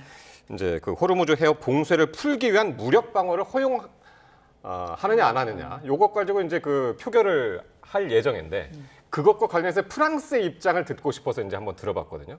근데 저 인터뷰만 보면은 이제 협조적으로 이제 국제적인 그런 공감대 안에서 할 것 같은 이제 느낌인데 실제로는 지금 이것과 관련해서 유엔 안보리 이사국 중에 중국하고 러시아하고 프랑스가 반대를 하고 있다는 이야기가 나와서 그 부분은 어떻게 보고 계십니까? 프랑스는 지금 이야기는 지금 상황에서는 외교를 한 번 더 풀어보는 게 우선이다라고 하는 것 같습니다. 그러니까 지금 이 상황에서 우리가 유엔 안보리에서 모든 그 국제 다자틀 안에서 또 우리가 그 군사력을 이용해서 이렇게 이란의 문제 통항을 이렇게 푸는 것보다는 지금 어찌됐건 미국하고 이렇게 지금 전시 상황이지 않습니까? 굳이 지금 상황에서 도발을 할 필요가 뭐 있느냐? 굳이 이란을 지금 자극할 필요가 없다. 그래서 네. 아마 마크롱 프랑스 입장은 절대로 우리는 뭐 무력을 사용한다라고 안 하겠다라고 하는 게 아니라 예. 지금 상황에서는 외교적인 것이 먼저 가고 그 다음에 우리가 무력 사용을 해야 되는 거 아니냐라고 이 얘기를 하고 있는 겁니다. 왜냐하면 지금 40개 국가에서 합참의장이 모이긴 했지만 예. 그래서 뭐 그 지금 전시 상황에서 이란과 같이 그 호르무즈의 항행 관련해서 외교적인 이야기를 한 번도 나눠보지는 않은 상황이지 않습니까? 그래서 프랑스 입장은 일단 외교적인 거 먼저 그리고 그게 안 된다면 그 다음 단계는 그때 가서 하자 이런 입장인 걸로 저는 지금 보고 있습니다. 근데 이 와중에 약간 이걸 어떻게 봐야 되나 모르겠는데 타임리하게 프랑스의 그 컨테이너선이 그 호르무즈 해협을 지나갔다는 얘기가 오늘 뉴스로 나왔단 말이에요. 네. 그건 어떻게 보셨어요? 글쎄요, 그래서 이게 어느 절차를 거쳐서 그렇게 했는지는 모르겠는데 최근에 트럼프 대통령이 이란이 내게 큰 선물을 주었다라고 하면서 이제 호르무즈 해협에 열척을 통과시키기로 했고 추가로 또 열척을 통과시키기로 했다. 그런 얘기를 한 적이 있었거든요. 그래서 저는 그것과 연관되어 있는지는 모르겠습니다만 지금 어쨌든 프랑스 국적의 컨테이너 선이 통과됐다 네. 하는 것이 과연 프랑스가 그러면 사전에 이란과 뭔가 협의를 해서 그 승인을 받고 네. 이란의 동의하에 한 것인지 아니면은 이란 측이 뭔가 지금 사실은 뭐 적전 분열이라고 할 수 있겠죠. 지금 나토 국가 중에서 특히 프랑스라든지 독일이라든지 예. 트럼프 대통령에 대해서 반기를 들고 있으니까. 그러니까 서유럽 선박에 통과한 게 이번이 처음이잖아요. 처음이죠. 전쟁 이후에. 그동안 뭐 중국, 인도, 파키스탄 네. 이런 배들은 통과했지만 태국도 통과했고 네. 그러나 프랑스가 통과한 건 사실 처음이거든요. 그러니까요. 그래서 어떻게 보면 또 이란이 프랑스가 미국 편 안 들고 계속 좀 이렇게 상황을 이렇게 하는 거에 대해서 땡큐 그래가지고 한 것인지 아니면 이걸 좀 분열을 좀 더 부추기기 위해서 한 것인지 예. 그거는 잘 모르겠습니다만 어쨌든 좀 이례적인 상황이 있는데 이란이 좀 더 좀 폭넓게 그렇게 해서 이걸 좀 열어주면 오히려 이걸 열어주면 이란이 국제사회로부터 더 지지와 인정을 받을 거고 오히려 불법적인 그런 뭐 돈 받고 하는 이런 행동을 계속하면 국제사회가 그래 이란 잘 때렸어. 전 정말 은직한 손을 봤어야 되는 거 맞았어. 이렇게 여론이 갈 가능성이 높습니다. 그런데 또 이제 이 프랑스 선박은 통과를 했기 때문에 또 이렇게 그래 우리도 미국 눈치 보느니 톨게이트 비용 내자 하는 나라들도 좀 등장하지 않을까. 앞으로 이 파장 어떻게 보세요? 지금 이게 근데 저는 이렇게 생각합니다. 이 호르무즈 통행료 이 자체가 과연 이게 유지될 수 있을까 저는 좀 의문점이라서 왜냐하면 지금 어찌됐건 미국에 대해서 대립각을 세우는 나라들은 지금 이렇게 그 통행에 관련해서 좀 반대 얘기를 하면서 어깃장을 냈는데 이게 진짜로 정례화가 되면 지금 아까 말씀드렸지만 중국이 하루에 호르무즈 해협에 하루에 430만 배럴을 수입을 하고 있거든요. 거길 통해서. 그러면 통행료를 매일 60억을 내야 된다는 거 하루입니다. 그게 하루에 60억을 내고 그게 30억 제가 수학이 약해서 근데 이제 그렇게 되면 이 중국 입장에서는 엄청난 비용을 지금 그렇죠. 석유값에 내야 되는 상황이 되는 거거든요. 그리고 중국은 다변화할 수 있는 그 석유를 다변화할 수 있는 역량도 좀 떨어집니다. 왜냐하면 베네수엘라는 이미 미국에 넘어갔고 그리고 미국에 있는 석유를 수입한다고 하는 것은 자기 적국에게 자기 에너지 안보를 맡기는 일이 되는 거기 때문에 지금 어찌됐건 호르무즈 해협에 통항하는 그러니까 걸프 국가들의 석유를 많이 받고 있는 상황에서 통행료를 이렇게까지 계속 낼까? 지금 미국의 지금 미국을 조금 어떻게 보면 압박하기 위해서 미국의 면을 깎기 위해서는 지금 이렇게 할 수 있지만 이게 전쟁이 끝나고 이게 제도화가 돼서 유지될 거라고 생각하지는 않습니다. 그래서 지금은 아마 좀 흔들리는 나라도 있고 지금 이게 이란이 적극적으로 사용하는 방법이거든요. 어떻게든 미국의 동맹국들을 분열시키게 하기 위해서 우리랑 잘해주는 국가들 빨리 내보내줄게 이런 식으로 해서 지금 지렛대로 사용하고 있는데 지금의 이 상황이 불러올 파장과 근데 이 파장이 과연 끝까지 오래가지 장기화 될 수 있을 거라는 것은 좀 분리해서 좀 분석해야 될 것 같습니다. 근데 저는 이게 어떤 장기화가 돼서 제도화가 되고 이것 때문에 지금 한미 동맹이나 동맹국들 미국과의 동맹국들이 흔들리고 그런 것까지의 파장은 좀 되기가 쉽지 않다. 왜냐하면 아까 말씀드린 대로 제도화돼서 유지가 되기가 상당히 힘든 구조이기 때문에 그렇다. 저는 그렇게 말씀드리겠습니다. 알겠습니다. 네, 오늘 두 분 전문가 말씀 여기까지 듣겠습니다. 백승훈 한국외대 중동연구소 전임연구원, 문성묵 국가전략연구원 통일전략센터장 함께했습니다. 두 분 고맙습니다. 감사합니다.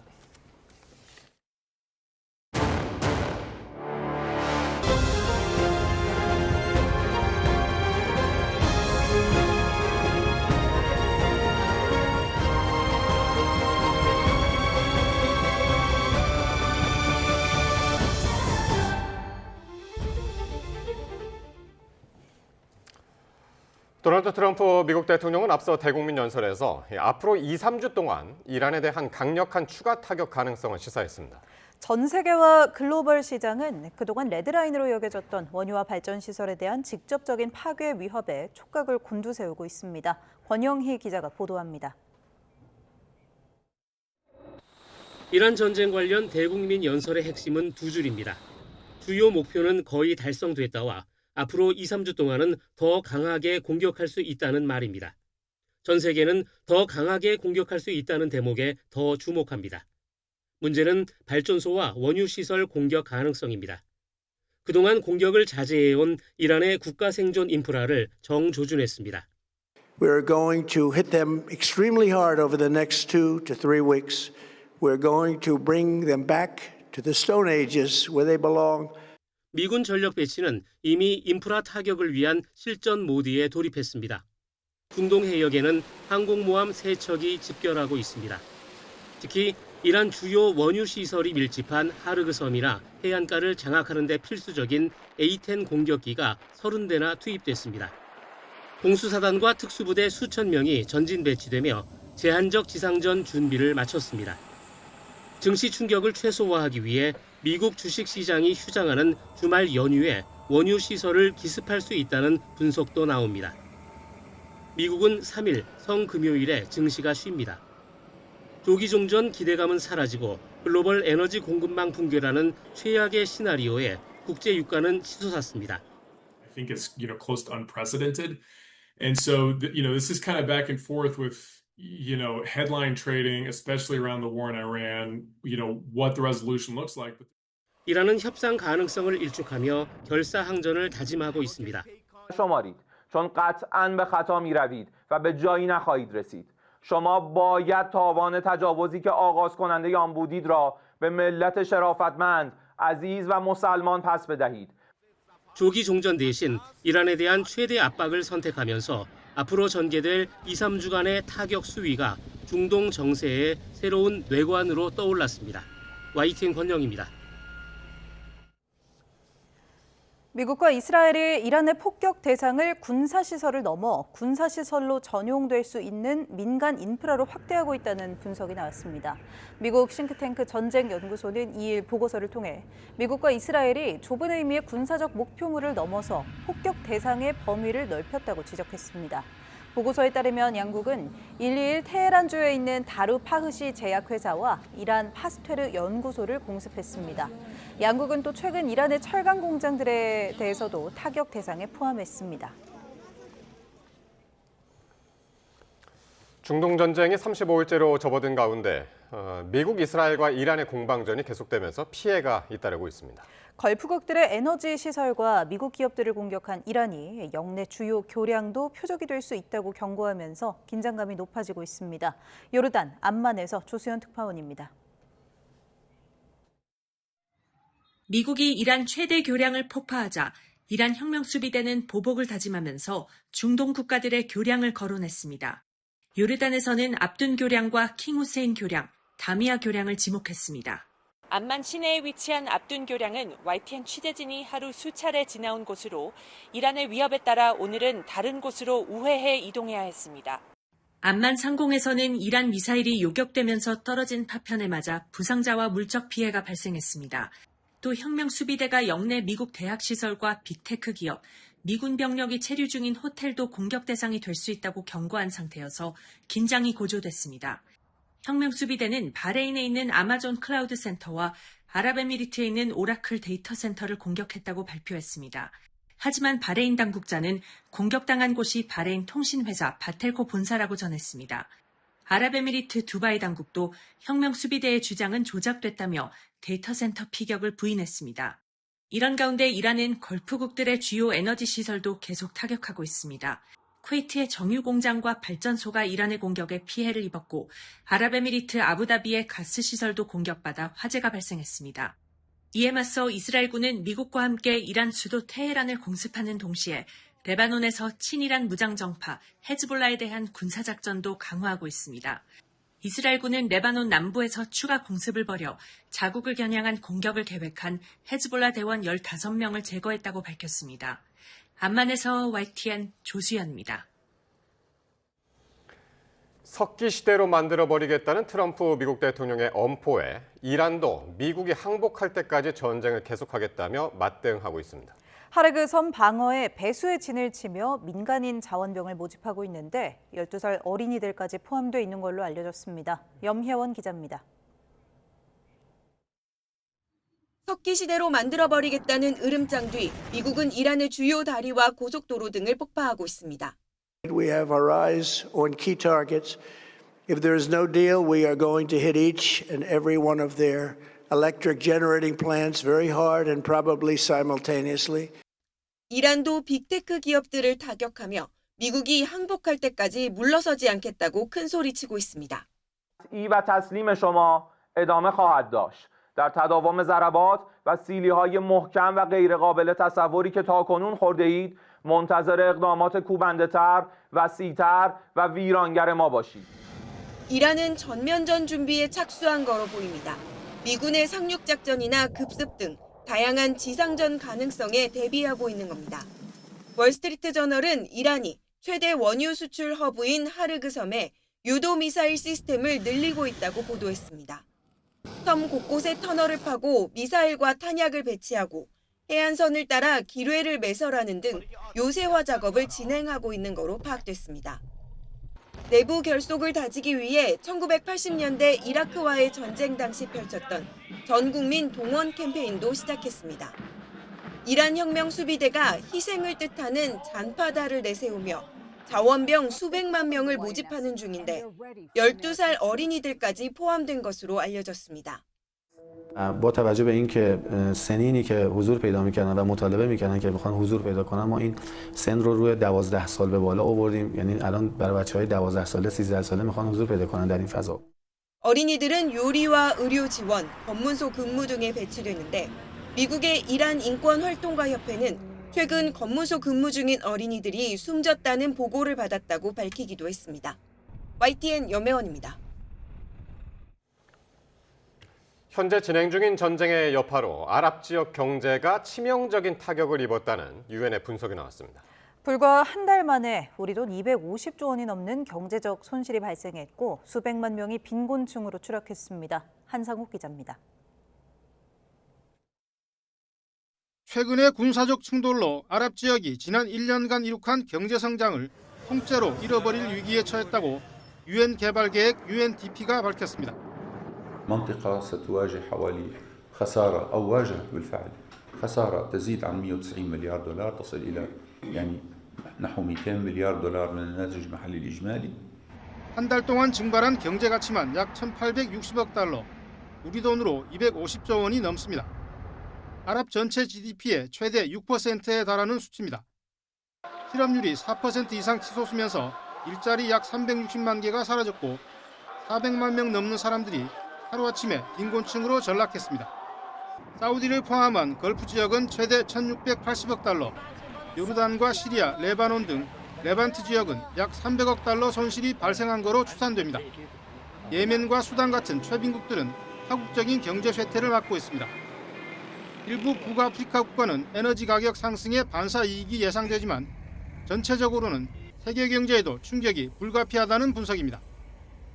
كل يوم تأخير له آثار سلبية حتى على المستوى العالمي قمنا بتقييم الأثر على المستوى العالمي وقد يصل إلى أكثر من نصف نقطة مئوية من الناتج الإجمالي لكل الاقتصادات العالمية. 전쟁이 계속되면서 아랍 지역의 인간 개발 수준도 시계바늘을 1년 전으로 되돌리고 있다고 유엔 개발 계획은 덧붙였습니다. YTN 한상욱입니다. 유엔 안전보장이사회가 호르무즈 해협 개방을 위한 결의안을 표결하기로 하면서 이란을 향한 외교적 압박 수위를 높이고 있습니다. 이란은 도발적인 행동은 상황을 더 악화시킬 뿐이라면서 경고장을 날렸습니다. 오만 무스카트에서 안동준 기자의 보도입니다. 유엔 안전보장이사회가 호르무즈 해협 개방을 위한 결의안을 현지 시각 4일 표결하기로 했습니다. 해협 통행을 위해 필요한 모든 방어적 수단을 사용할 수 있도록 한다는 게 골자입니다. 해당 결의안은 해협 통과를 원하는 걸프국의 지지를 받아 안보리 의장국인 바레인이 작성했습니다. 애초 결의안 초안에는 통상 무력 사용을 포함하는 필요한 모든 수단이라는 표현이 담겼습니다. 하지만 일부 상임이사국의 반대를 의식해 공격적인 군사행동을 허용하는 내용은 최종안에서 모두 삭제됐습니다. 아랍에미리트가 구상하던 미국과 유럽, 아시아 등의 군사연합체도 중국과 러시아 등 상임이사국의 반대로 제동이 걸렸기 때문입니다. 외교적 압박 수위를 높이고 있지만 이란은 오히려 도발적인 행동은 상황을 더욱 악화시킬 뿐이라면서 물러서지 않았습니다. 이란 외무부 차관은 호르무즈 해협 선박 통행 감시를 위해 오만과 새로운 규칙을 작성하고 있다며 해협 통제권을 공식화하는 발언도 이어갔습니다. 최근 호르무즈 해협을 통과하는 선박수가 3일 연속 증가했다는 보도도 나왔지만 이란과 가까운 나라들의 선박이 대부분입니다. 필리핀 정부는 자국 선박들이 호르무즈 해협에서 안전한 통행을 허가받았다고 밝혔는데 필리핀은 비적대국으로 지정되기 위해 이란과 오랜 회담을 거친 걸로 전해졌습니다. 호르무즈 해협 봉쇄와 선별 통제가 계속되는 상황에서 각국의 외교적 압박이 돌파구가 될 수 있을지 주목됩니다. 오만 무스카트에서 YTN 안동준입니다. 유럽연합 EU가 이란 전쟁으로 에너지 공급난이 장기화할 경우를 대비해서 연료 배급제 등 초강수 대책까지 준비하고 있다고 밝혔습니다. 단 요르겐센 EU 에너지 담당 집행위원은 영국 파이낸셜 타임스와의 인터뷰에서 이번 사태는 장기적 위기가 될 것이며 에너지 가격은 매우 오랫동안 높은 수준을 유지할 걸로 본다고 말했습니다. 그러면서 아직은 항공유와 디젤유 등 연료의 배급제를 시행할 단계는 아니지만 최악의 시나리오를 준비하고 있다며 전략 비축유의 추가 방출 가능성을 배제하지 않을 것이라고 밝혔습니다. 도널드 트럼프 미국 대통령이 현지 시간 3일 시간이 조금 더 주어지면 우리가 호르무즈 해협을 쉽게 개방하고 석유를 차지해 큰 돈을 벌 수 있을 것이라고 말했습니다. 트럼프 대통령은 SNS에 올린 글에서 이같이 주장하며 그것은 세계에 엄청난 석유가 터지는 일일 것이라고 적었습니다. 트럼프 대통령은 어떤 식으로 현재 이란이 봉쇄 중인 호르무즈 해협 통행 정상화를 이룰 것인지와 또 차지할 수 있다는 석유가 무엇을 말하는 것인지에 대해서는 언급하지 않았습니다. 네, 연일 치솟는 기름값에 조금이라도 저렴한 주유소는 날마다 문정성시입니다. 그런데 이어지는 차량 행렬에 인근 상권에서는 불편을 호소하는 경우도 있습니다. 이수빈 기자가 현장에 다녀왔습니다. 골목으로 들어가려던 화물차 한 대가 도로를 가득 메운 차들에 막혀 좀처럼 움직이지 못합니다. 버스 승객들은 정류장이 아닌 도로 한복판에서 버스에 타고 내립니다.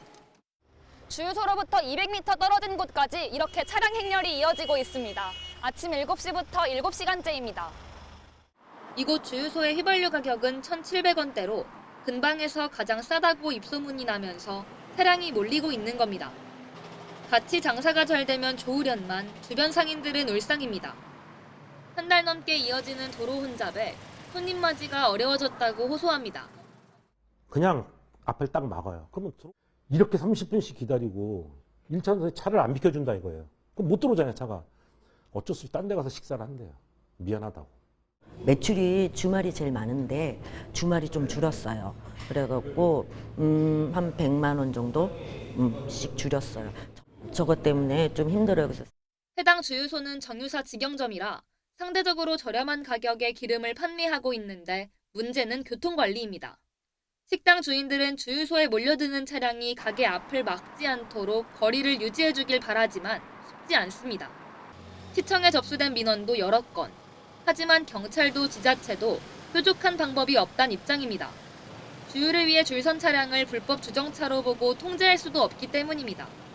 다만 경찰은 도로 한가운데서 버스에 승하차하는 건 위험한 만큼 차들이 정류장을 침범하지 못하도록 순찰을 강화하겠다는 방침입니다. 이렇다 보니 식당 주인들이 종일 경광봉을 들고 가게 앞에서 교통 안내에 나서는 상황. 조금이라도 저렴한 기름을 찾는 행렬이 이어지는 가운데 예상치 못한 불편이 자칫 갈등으로 번지는 건 아닌지 우려도 나옵니다. YTN 이수빈입니다. 원유 수급난이 장기화하는 가운데 자동차 부품이나 산업 현장에 사용되는 윤활유가 품귀 현상을 빚고 있습니다.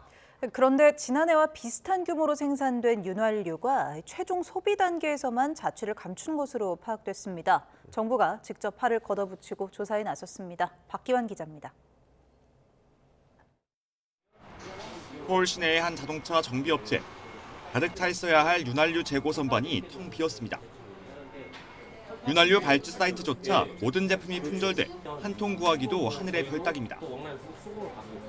윤활유의 주 재료인 기유가 오르면서 제품 가격도 최대 38%까지 뛰었습니다. 정비소는 엔진오일과 부동액 등 윤활유 교체가 전체 매출의 70% 이상을 차지하는데 당장 쓸 물건이 없어 속이 타들어갑니다.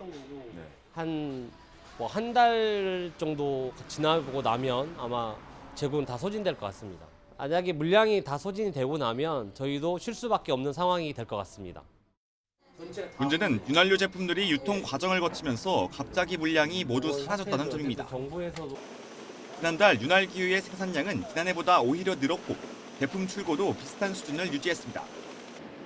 정부도 직접 합동 점검에 나섰는데 우선 윤활유 생산 단계에서는 문제가 없는 것으로 파악했습니다.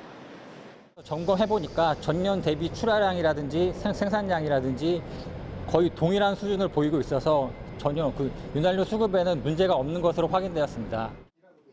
YTN 확인 결과 정유사 모두 지난달 윤활기유 생산량을 유지했거나 오히려 늘렸습니다. 윤활 제품들이 생산된 뒤 유통 과정을 거치면서 많던 물량이 모두 사라진 셈입니다. 가격이 오르기 전에 엔진오일을 교체하는 선 수요와 함께 일부 유통 과정에서 매점 매석이 의심되고 있습니다. 정부는 중간 도매 단계와 대리점, 정비소 등의 소매 단계까지 조사 범위를 넓혀 유가 급등에 편승한 불법 유통행위가 확인되면 엄정 대응한다는 방침입니다. YTN 박기환입니다. 아직까지는 종량제 봉투 수급에 문제가 없는데도 이 사재기로 인한 품귀 현상이 여전합니다. 정부는 지자체 간 재고를 공유하고 재생원료 사용도 늘려 공급에 아무 문제가 없도록 하겠다며 필요한 만큼만 사달라고 재차 강조했습니다. 보도에 이문석 기자입니다. 종량제 봉투를 만드는 기계가 쉴 새 없이 돌아갑니다. 최대한 공장을 가동하고 있지만 현장에선 아직 부족 현상이 빚어지고 있습니다. 수급 문제가 없다고 정부가 아무리 강조해도 사재기하는 시민들이 여전히 있어서 그렇습니다. 정부는 한때 코로나19 마스크처럼 1인당 봉투 강제 구매 제한도 검토했다가 결국 실행은 하지 않기로 했습니다. 제일 큰 문제는 지자체별로 봉투 재고량이 다른 점. 일반 봉투 배출을 잠시 허용했거나 검토한 전북 지역을 봐도 전주와 익산, 군산만 봉투 부족 현상을 겪었습니다. 그래서 정부는 지자체와 업체들이 연계해 봉투 여유 물량을 공유하도록 했습니다. 비싸진 재료값에 쓰레기 봉투 제작업체가 손해를 보지 않게 조달청에 계약 단가 조정 작업을 빨리 처리해 줄 것도 요청했습니다. 합성수지 가격이 전쟁 이후에 톤당 80만 원까지 인상이 됐습니다. 그래서 그만큼 저희 업체들이 고스란히 지금 원가 부담을 안고 있는 그런 상황입니다. 또 하나, 봉투 업체들이 수입 원료 대신 재생 플라스틱 사용을 늘릴 수 있도록 재정 지원을 약속했습니다. 공장에서 기계를 교체할 필요가 있을 때 있는 데는 그 설치비의 70%를 지원하는 걸로. 재고와 원료 보유량을 볼 때 공급 여력이 충분한 만큼 정부를 믿고 필요한 만큼만 구매해달라는 당부도 잊지 않았습니다. YTN 이문석입니다. 나프타 수급 부족으로 식품과 위생용품, 의약외품, 화장품의 대체 포장재를 사용할 때 한시적으로 제품 정보를 스티커로 부착할 수 있게 됐습니다.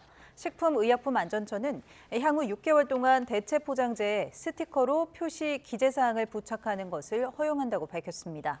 지금까지는 업체가 대체 포장재를 확보하더라도 표시 정보를 새길 인쇄용 동판 제작에 시일이 걸려 신속하게 사용하기 어려웠습니다. 이재명 대통령이 오는 7일 더불어민주당 정청래 대표와 국민의힘 장동혁 대표 등을 청와대로 초청해 만납니다. 중동발 위기 대책과 더불어 다양한 전국 현안을 논의할 것으로 보입니다. 정인용 기자입니다. 이재명 대통령이 오는 7일 청와대에서 여야정 민생경제협의체 회담을 엽니다. 중동발 복합 위기가 몰고 온 충격이 갈수록 커지는 만큼 정파를 가리지 않고 머리를 맞대기 위해 모이는 겁니다. 중동 전쟁으로 인한 경제 위기 및 국제 정세의 불확실성에 적극 대응하기 위해 국민 통합과 여야 초당적 협력이 필요하다는 인식하에 더불어민주당 정청래 대표와 국민의힘 장동혁 대표는 물론 양당의 원내사령탑이 오찬을 겸한 만남에 참석합니다. 김민석 국무총리와 강훈식 대통령 비서실장도 자리를 함께 힘을 보탭니다. 회담의 핵심 화두는 언제까지 이어질지 모를 거대한 폭풍우가 돼버린 중동발 위기 극복 대책이 될 걸로 보입니다. 호르무즈 해협 안전과 안정적인 대체 에너지 공급선 확보 방안 등이 우선 테이블에 오를 전망입니다. 치솟는 유가 등과 연동돼 경고등이 켜진 물가와 환율 또한 빼놓을 수 없는 현안입니다. 정부가 급한 불을 끄기 위해 국회에 제출한 26조 2천억 원 규모 전쟁 추경안의 신속한 심의와 통과 문제도 비중 있게 다뤄질 걸로 예상됩니다. 과거의 위기 사례들을 돌이켜보면 예상하지 못한 외부 충격에 선제 대응이 늦어질수록 우리 경제와 국민이 입는 피해는 기하급수적으로 커졌습니다. 이 대통령은 앞서 지난 2월에도 정청래 장동혁 대표를 청와대로 초청했지만 약속 당일 장 대표 불참으로 불발됐습니다. 그런데 이번엔 회담이 깨질 가능성이 작다는 게 대체적인 분석입니다. 이재명 대통령이 민생의 어려움과 상관없이 많은 정치적 목적을 위해서 국회와 그리고 정부를 운영하고 있다는 이런 우려를 의제에 제한을 두지 않은 만큼 개헌을 포함해 전국 현안 전반도 다뤄질 걸로 보입니다. 이번 만남을 계기로 회담이 정례화할지도 주목됩니다. YTN 정인용입니다.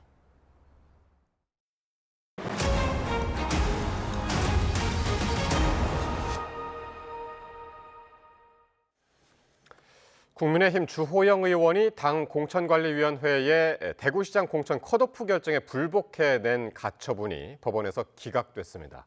주 의원은 상식을 지키는 길이 무엇인지 깊이 숙고하겠다고 밝혔는데 공관위는 주 의원에 대한 컷오프 결정을 그대로 유지하기로 했습니다. 김철희 기자입니다. 법원의 결정은 예상 밖의 기각이었습니다. 주호영 의원에 대한 대구시장 공천 컷오프 결정이 국민의힘 당원 당규를 현저히 위반했거나 중대한 위법이 있다고 단정하기 어렵다며 가처분 신청을 기각했습니다. 법원이 컷오프 결정 당위성을 인정하자 주호영 의원은 공천농단을 바로잡을 기회를 놓쳤다고 반발했습니다. 또 원칙과 상식을 지키는 길이 무엇인지 깊이 숙고하겠다며 무소속 출마 가능성도 열었습니다. 잠시 뒤 공관위는 예정에 없던 회의를 긴급 소집해 발빠르게 대응에 나섰습니다. 주 의원에 대한 컷오프 결정을 유지하고 이진숙 전 방통위원장이 낸 재심 청구까지 연이어 기각한 뒤 기존 그대로 6인 경선을 진행하기로 했습니다. 무소속으로 우리 주호영 의원님이 출마할 거라고 생각은 저는 개인적으로 안 합니다. 왜냐하면 그만큼 당을 사랑하시는 분이기 때문에. 공관위회의 같은 결정에 이 전 위원장은 시민 경선을 통해 선택을 받겠다며 무소속 출마를 시사했습니다. 경기도지사 선거 역시 풀지 못한 숙제입니다. 공직선거법에 따라 출마 희망자는 오는 일요일까지 경기도로 주소를 옮겨야 하는데 후보로 거론되는 인물들 모두 계획이 없는 거로 전해집니다. 국민의힘이 갈팡질팡 헤매는 사이 민주당은 김부겸 전 총리를 필두로 단단히 뭉쳤습니다. 당과 다른 소리를 낼 수도 있다는 김 전 총리 경고에도 괴념치 않는다는 듯 단수 공천장으로 화답했습니다. 김부겸 후보를 만장일치로 대구광역시장 후보자에 선정했습니다. 김 전 총리는 박근혜 전 대통령 예방을 예고한 데 이어 박정희 전 대통령까지 거론하며 보수층 구애에 나섰습니다. 그냥 엑스코라는 아무 이름 없는 전시관이라는 이름 앞에다가 박정희라는 자부심을. 여당 공천 작업도 마냥 순조로운 건 아닙니다. 돈 살포 의혹으로 제명된 김관영 전북지사는 법원의 징계 효력을 멈춰달라며 가처분을 신청했습니다. 하지만 지도부는 명백한 선거법 위반 행위 아니냐며 성찰과 반성부터 하라고 싸늘하게 맞받았습니다. 김관영 지사도 본인이 그 행위에 대해서 부끄럽게 생각하고 있는 것도 사실 아닙니까? 여론조사가 발표될 때마다 민주당은 최고치를, 국민의힘은 최저치를 새로 쓰고 있습니다.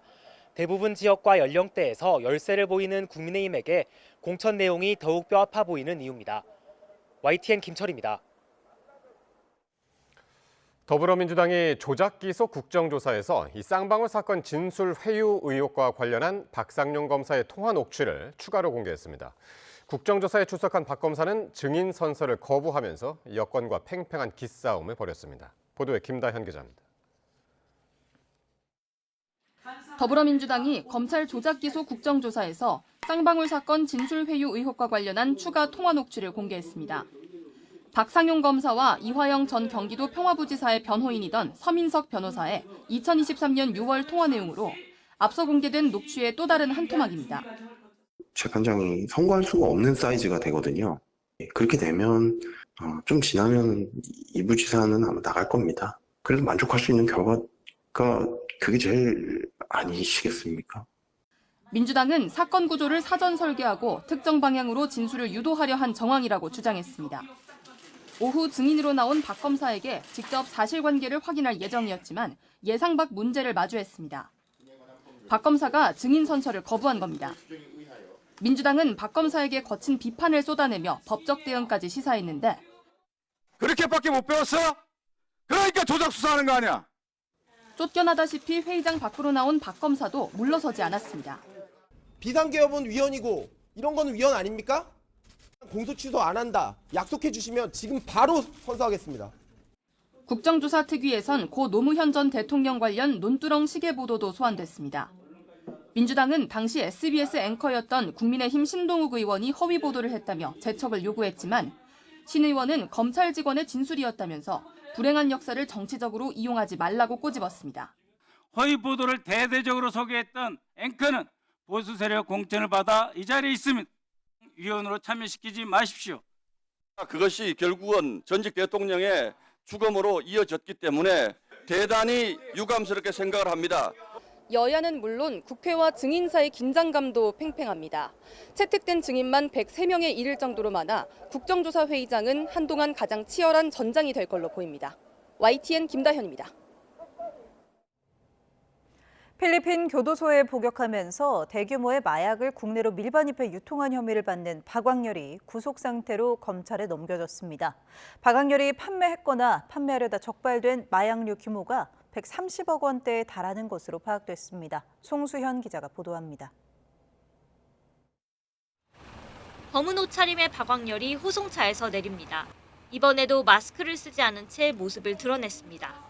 마약류 밀수 유통을 주도한 혐의로 필리핀에서 송환된 지 9일 만에 검찰에 넘겨진 겁니다. 지금 심정 어떠십니까? 마약 유통 직접 지시했습니까? 국내외 검거되지 않은 공범이 있습니까? 경찰은 박 씨의 마약 판매 시점을 필리핀 교도소 탈옥 이후인 2019년 11월로 특정했습니다. 현지 교도소에서 알게 된 수감 동기로부터 마약 유통 방법을 배워 범행에 이용한 것으로 추정됩니다. 이후 텔레그램 채널을 만들어 구매자와 1대1로 접촉하고 아이디 여러 개를 번갈아 사용하며 수사망을 피했습니다. 공범들에게 지시해 국내로 마약을 밀반입한 뒤엔 소화전 등의 약물을 숨겨두고 매수자에게 좌표를 보내주는 던지기 수법을 주로 활용했습니다. 이렇게 비대면 거래로 현금 9억여 원에 비트코인 57개, 현재 기준으로 58억 원어치 수익을 내며 불과 1년 만에 이른바 마약 왕자리에 올랐습니다. 피의자는 텔레그램 채널을 통한 광고와 판매, 던지기 방식의 마약 유통 방식을 본격적으로 활용하여 불과 1년 사이에 소위 마약왕의 자리에 오르게 되었으며 필리핀의 3층짜리 풀빌라를 빌려 생활하던 박 씨는 2020년 10월 다시 현지 경찰에 붙잡혔지만 범행은 그치지 않았습니다. 휴대전화 사용이 가능한 교도소로 옮겨진 2022년부터 마약 유통을 재개했고 매달 한두 차례씩 필로폰을 흡입한 것으로도 조사됐습니다. 박 씨가 실제로 판매한 것으로만 파악된 마약류만 68억 원 상당, 유통하려다 적발된 필로폰 등 17.7kg까지 합하면 전체 범행 규모는 131억 원 상당으로 추산됩니다. 경찰은 박광렬의 범죄 수익으로 의심되는 비트코인 90여 개에 대해 추가 수사를 이어나갈 계획입니다. YTN 송수연입니다. 사위에 의해 폭행당해 숨진 뒤 여행용 가방에 담겨 유기됐던 장모가 사위의 가정폭력을 막으려고 딸과 함께 살고 있었던 것으로 조사됐습니다. 숨진 장모 A 씨는 사위 조 씨가 딸을 폭행한다는 점을 알자 이를 막으려고 지난 2월부터 함께 살아온 것으로 파악됐습니다. 하지만 조 씨는 장모 A 씨에게도 주먹을 휘둘렀고 결국 지난달 18일 5시간 넘게 A 씨를 때려 숨지게 했는데 부검 결과 갈비뼈와 골반을 비롯해 여러 곳에 뼈가 부러지는 등 외력에 의한 다발성 손상으로 사망한 것으로 드러났습니다. 여자친구가 이별을 통보하자 흉기를 들고 주거지에 무단 침입한 20대 남성이 구속 상태로 검찰에 넘겨졌습니다. A씨는 지난달 27일 오전 8시 반쯤 서울 서초구에 있는 전 여자친구의 집에 흉기를 들고 침입한 혐의를 받습니다. A씨는 여자친구가 이별을 통보하자 흉기를 들고 집에 찾아갔고 문을 열어주지 않자 옥상으로 올라가 창문을 통해 집으로 들어간 것으로 파악됐습니다. 신고를 받고 현장에 출동한 경찰은 A씨를 현행범으로 체포했습니다. 지금으로부터 1년 전 파면 결정을 받은 윤석열 전 대통령은 3대 특검에서 대대적인 수사를 받았습니다. 하지만 3개 특검이 기간 안에 모든 의혹을 규명하지 못하면서 공은 2차 종합특검으로 넘어갔는데요. 어떤 의혹들이 남아있는지 신규혜 기자가 정리했습니다. 대통령 윤석열을 파면한다. 지난해 4월 파면된 이후 여름부터 본격 출범한 3대 특검에 의해 집중적인 수사를 받은 윤석열 전 대통령. 하지만 3개 특검 모두 정해진 수사기간 안에 윤 전 대통령이 얽힌 모든 의혹을 결론 내지는 못했고 공은 2차 종합특검으로 넘어갔습니다. 2차 종합특검의 수사 대상은 모두 17가지.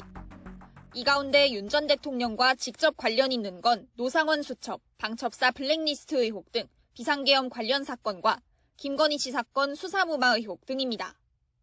특검은 내란, 수사무마, 관저 이전 등 대상 사건들을 크게 3갈래로 나눠 수사를 진행하고 있습니다.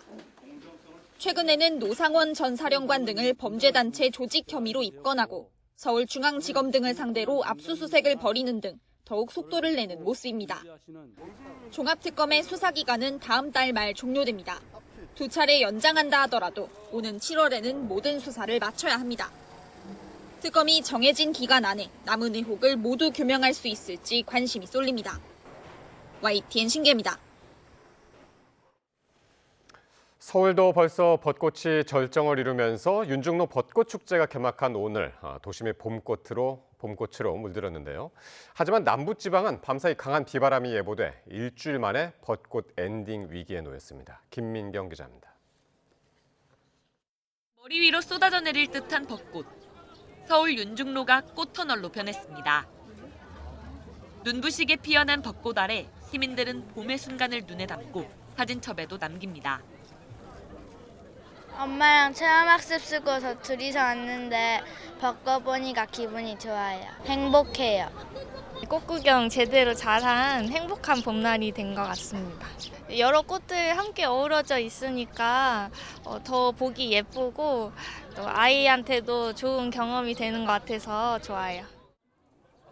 3월 들어 고온이 길게 이어지면서 올해 서울 벚꽃은 지난해보다 엿새, 평년보다는 열흘이나 빨리 꽃망울을 터뜨렸습니다.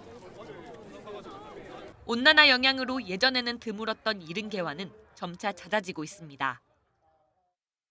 1922년 서울 벚꽃 관측이 시작된 이후 3월 개화는 모두 5차례뿐인데 이 가운데 4차례가 최근 10년 사이 나타난 겁니다. 여의도 벚꽃 축제는 이제 막 시작됐지만 일찍 개화한 탓에 보시는 것처럼 이미 절정을 이뤄 가장 화려한 순간을 지나고 있습니다. 벚꽃뿐 아니라 개나리 등 봄꽃들도 동시다발로 피어 도심은 더욱 화사한 봄빛으로 물들었습니다. 지난주 절정을 맞은 남부지방부터 전국이 초고속으로 봄꽃밭이 됐습니다. 하지만 남부지방은 벚꽃 엔딩이 앞당겨질 가능성이 큽니다. 밤사이 전국에 봄비가 내리는 가운데 특히 남부에 강한 바람을 동반한 많은 비가 쏟아지겠습니다. 남해상을 지나는 저기압의 영향으로 토요일 오후까지 전국에 비가 내리겠습니다. 특히 제주도와 남동쪽 해안에는 시속 70km 이상의 강한 바람과 함께 비가 강하게 내리는 곳이 있겠습니다. 내일까지 제주 산간에는 150mm 이상, 남해안과 지리산 부근에도 최대 80mm, 남부 내륙은 10에서 60mm, 서울은 5에서 20mm의 비가 예상됩니다. 수도권을 비롯한 중부지방은 비의 양이 많지 않아 주말을 지나 다음 주까지 꽃을 즐길 수 있을 걸로 보입니다. YTN 김민경입니다. 올해 1분기 아파트 종합정보 플랫폼 호갱노노에서 이용자들이 가장 많은 관심을 보인 단지는 서울 송파구 헬리오시티였습니다.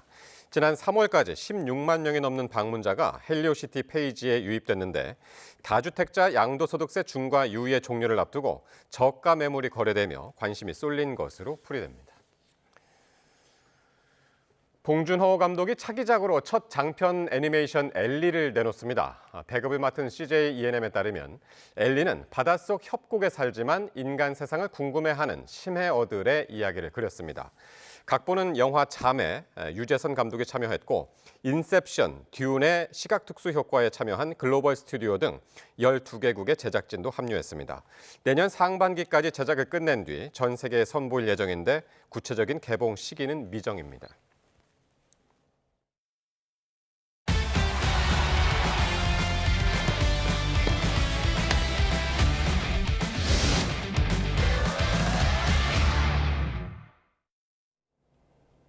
프로야구 SSG와 NC가 선발 투수들의 빼어난 투구를 앞세워 각각 롯데와 기아를 제압하고 공동 선두에 올랐습니다. 삼성은 무패가 도를 달리던 KT의 덜미를 잡고 3연승 신바람을 냈습니다. 프로야구 소식 양시창 기자입니다. 최지훈이 가운데 담장을 직접 때리는 큼지막한 타구를 날린 뒤 전력으로 내달립니다. 롯데 중견수 손호영이 공을 잡으려다 펜스에 부딪혀 넘어진 사이 최지훈은 홈까지 쇄도해 득점을 완성합니다. 올 시즌 처음이자 KBO에서 역대 103번째 나온 장내 홈런입니다. SSG 타선은 7회를 제외한 매 이닝 불을 뿜었습니다. 박성환이 4타점, 최지훈이 3타점을 올리는 등 홈런 3방을 포함해 18개의 안타로 롯데 마운드를 두들겨 무려 17점을 뽑았습니다. 선발로 나선 화이트는 7이닝 동안 2점만 내주는 짠물 피칭으로 승리를 챙겼고 SSG는 시즌 5승 1패를 기록하며 공동 선두에 올랐습니다. 타석 들어갈 때마다 항상 설레고요. 준비를 잘 한 만큼 타석에서도 결과가 좋게 나오는 것 같아요. NC는 토종 에이스 구창모의 빼어난 투구를 앞세워 기아를 연패로 몰아넣고 공동 선두 대열에 합류했습니다. 구창모는 6이닝 동안 78개의 공으로 안타는 1개만 내주고 삼진은 6개를 빼앗으며 기아 타자들을 꽁꽁 묶어 시즌 2승을 수확했습니다. 수원 원정에 나선 삼성은 후라도의 6이닝 1실점 호투와 류지혁의 결승 3루타를 앞세워 KT에 시즌 첫 패배를 안겼습니다. 키움은 알칸타라의 눈부신 호투를 앞세워 LG를 5대2로 꺾었고 한화는 선발 플렉센이 경기 중 등 통증으로 마운드를 내려간 두산을 완파했습니다. YTN 양시창입니다. 프로야구 올스타전이 올 시즌을 마지막으로 재단장에 들어갈 서울 잠실 야구장에서 열립니다. 지난 1982년 7월 개장해 한국 야구의 메카로 자리매김한 잠실 야구장은 올해를 끝으로 문을 닫고 오는 2032년 3만석 규모의 돔구장으로 새롭게 탄생합니다. 내년부터 2031년까지 5년 동안 LG와 두산은 홈 경기를 바로 옆 잠실 올림픽 주 경기장에서 치를 예정입니다.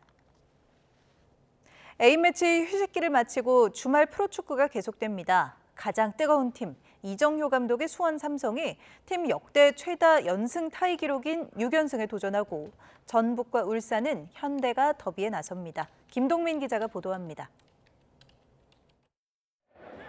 수원 삼성이 올 시즌 아직 승리가 없는 충북 청주와 홈에서 6라운드를 치릅니다. 수원 삼성이 리그 5연승을 한 것은 약 9년 만입니다.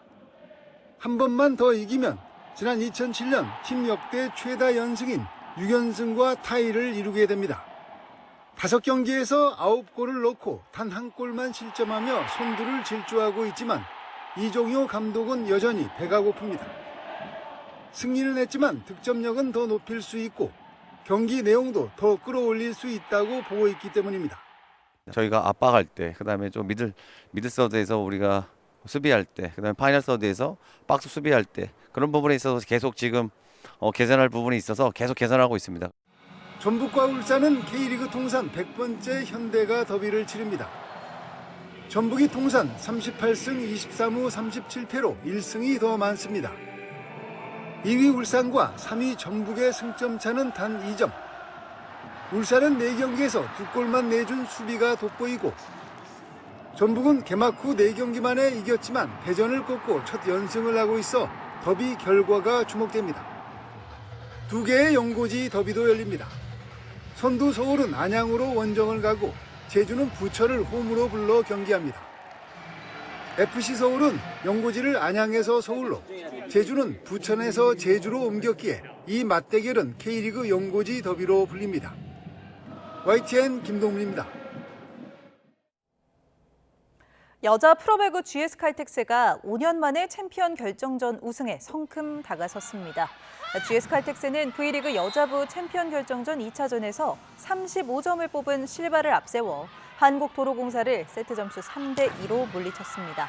GS 칼텍스는 한 승만 더 보태면 지난 2020-2021 시즌 이후 5년 만에 우승을 차지합니다. 여자 프로농구 아산, 우리은행이 정규리그 마지막 경기에서 용인 삼성생명을 61대 50으로 꺾고 가까스로 플레이오프에 합류했습니다. 정규리그 13승 17패를 기록한 우리은행은 BNK와 승률과 상대 전적에서 동률을 이뤘지만 맞대결 득점에서 앞서면서 정규리그 4위를 확정했습니다. 이로써 올 시즌 여자 농구 플레이오프는 KB와 우리은행, 하나은행과 삼성생명의 4강 대결로 펼쳐지게 됐습니다. KB와 우리은행의 4강 1차전 경기는 오는 8일 펼쳐집니다.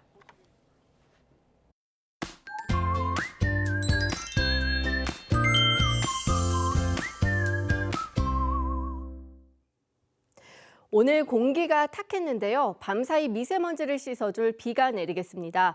다만 제주도와 남해안에는 돌풍과 함께 시간당 30mm 안팎의 강한 비가 쏟아지는 곳이 있을 것으로 보여 피해 없도록 주의하셔야겠습니다.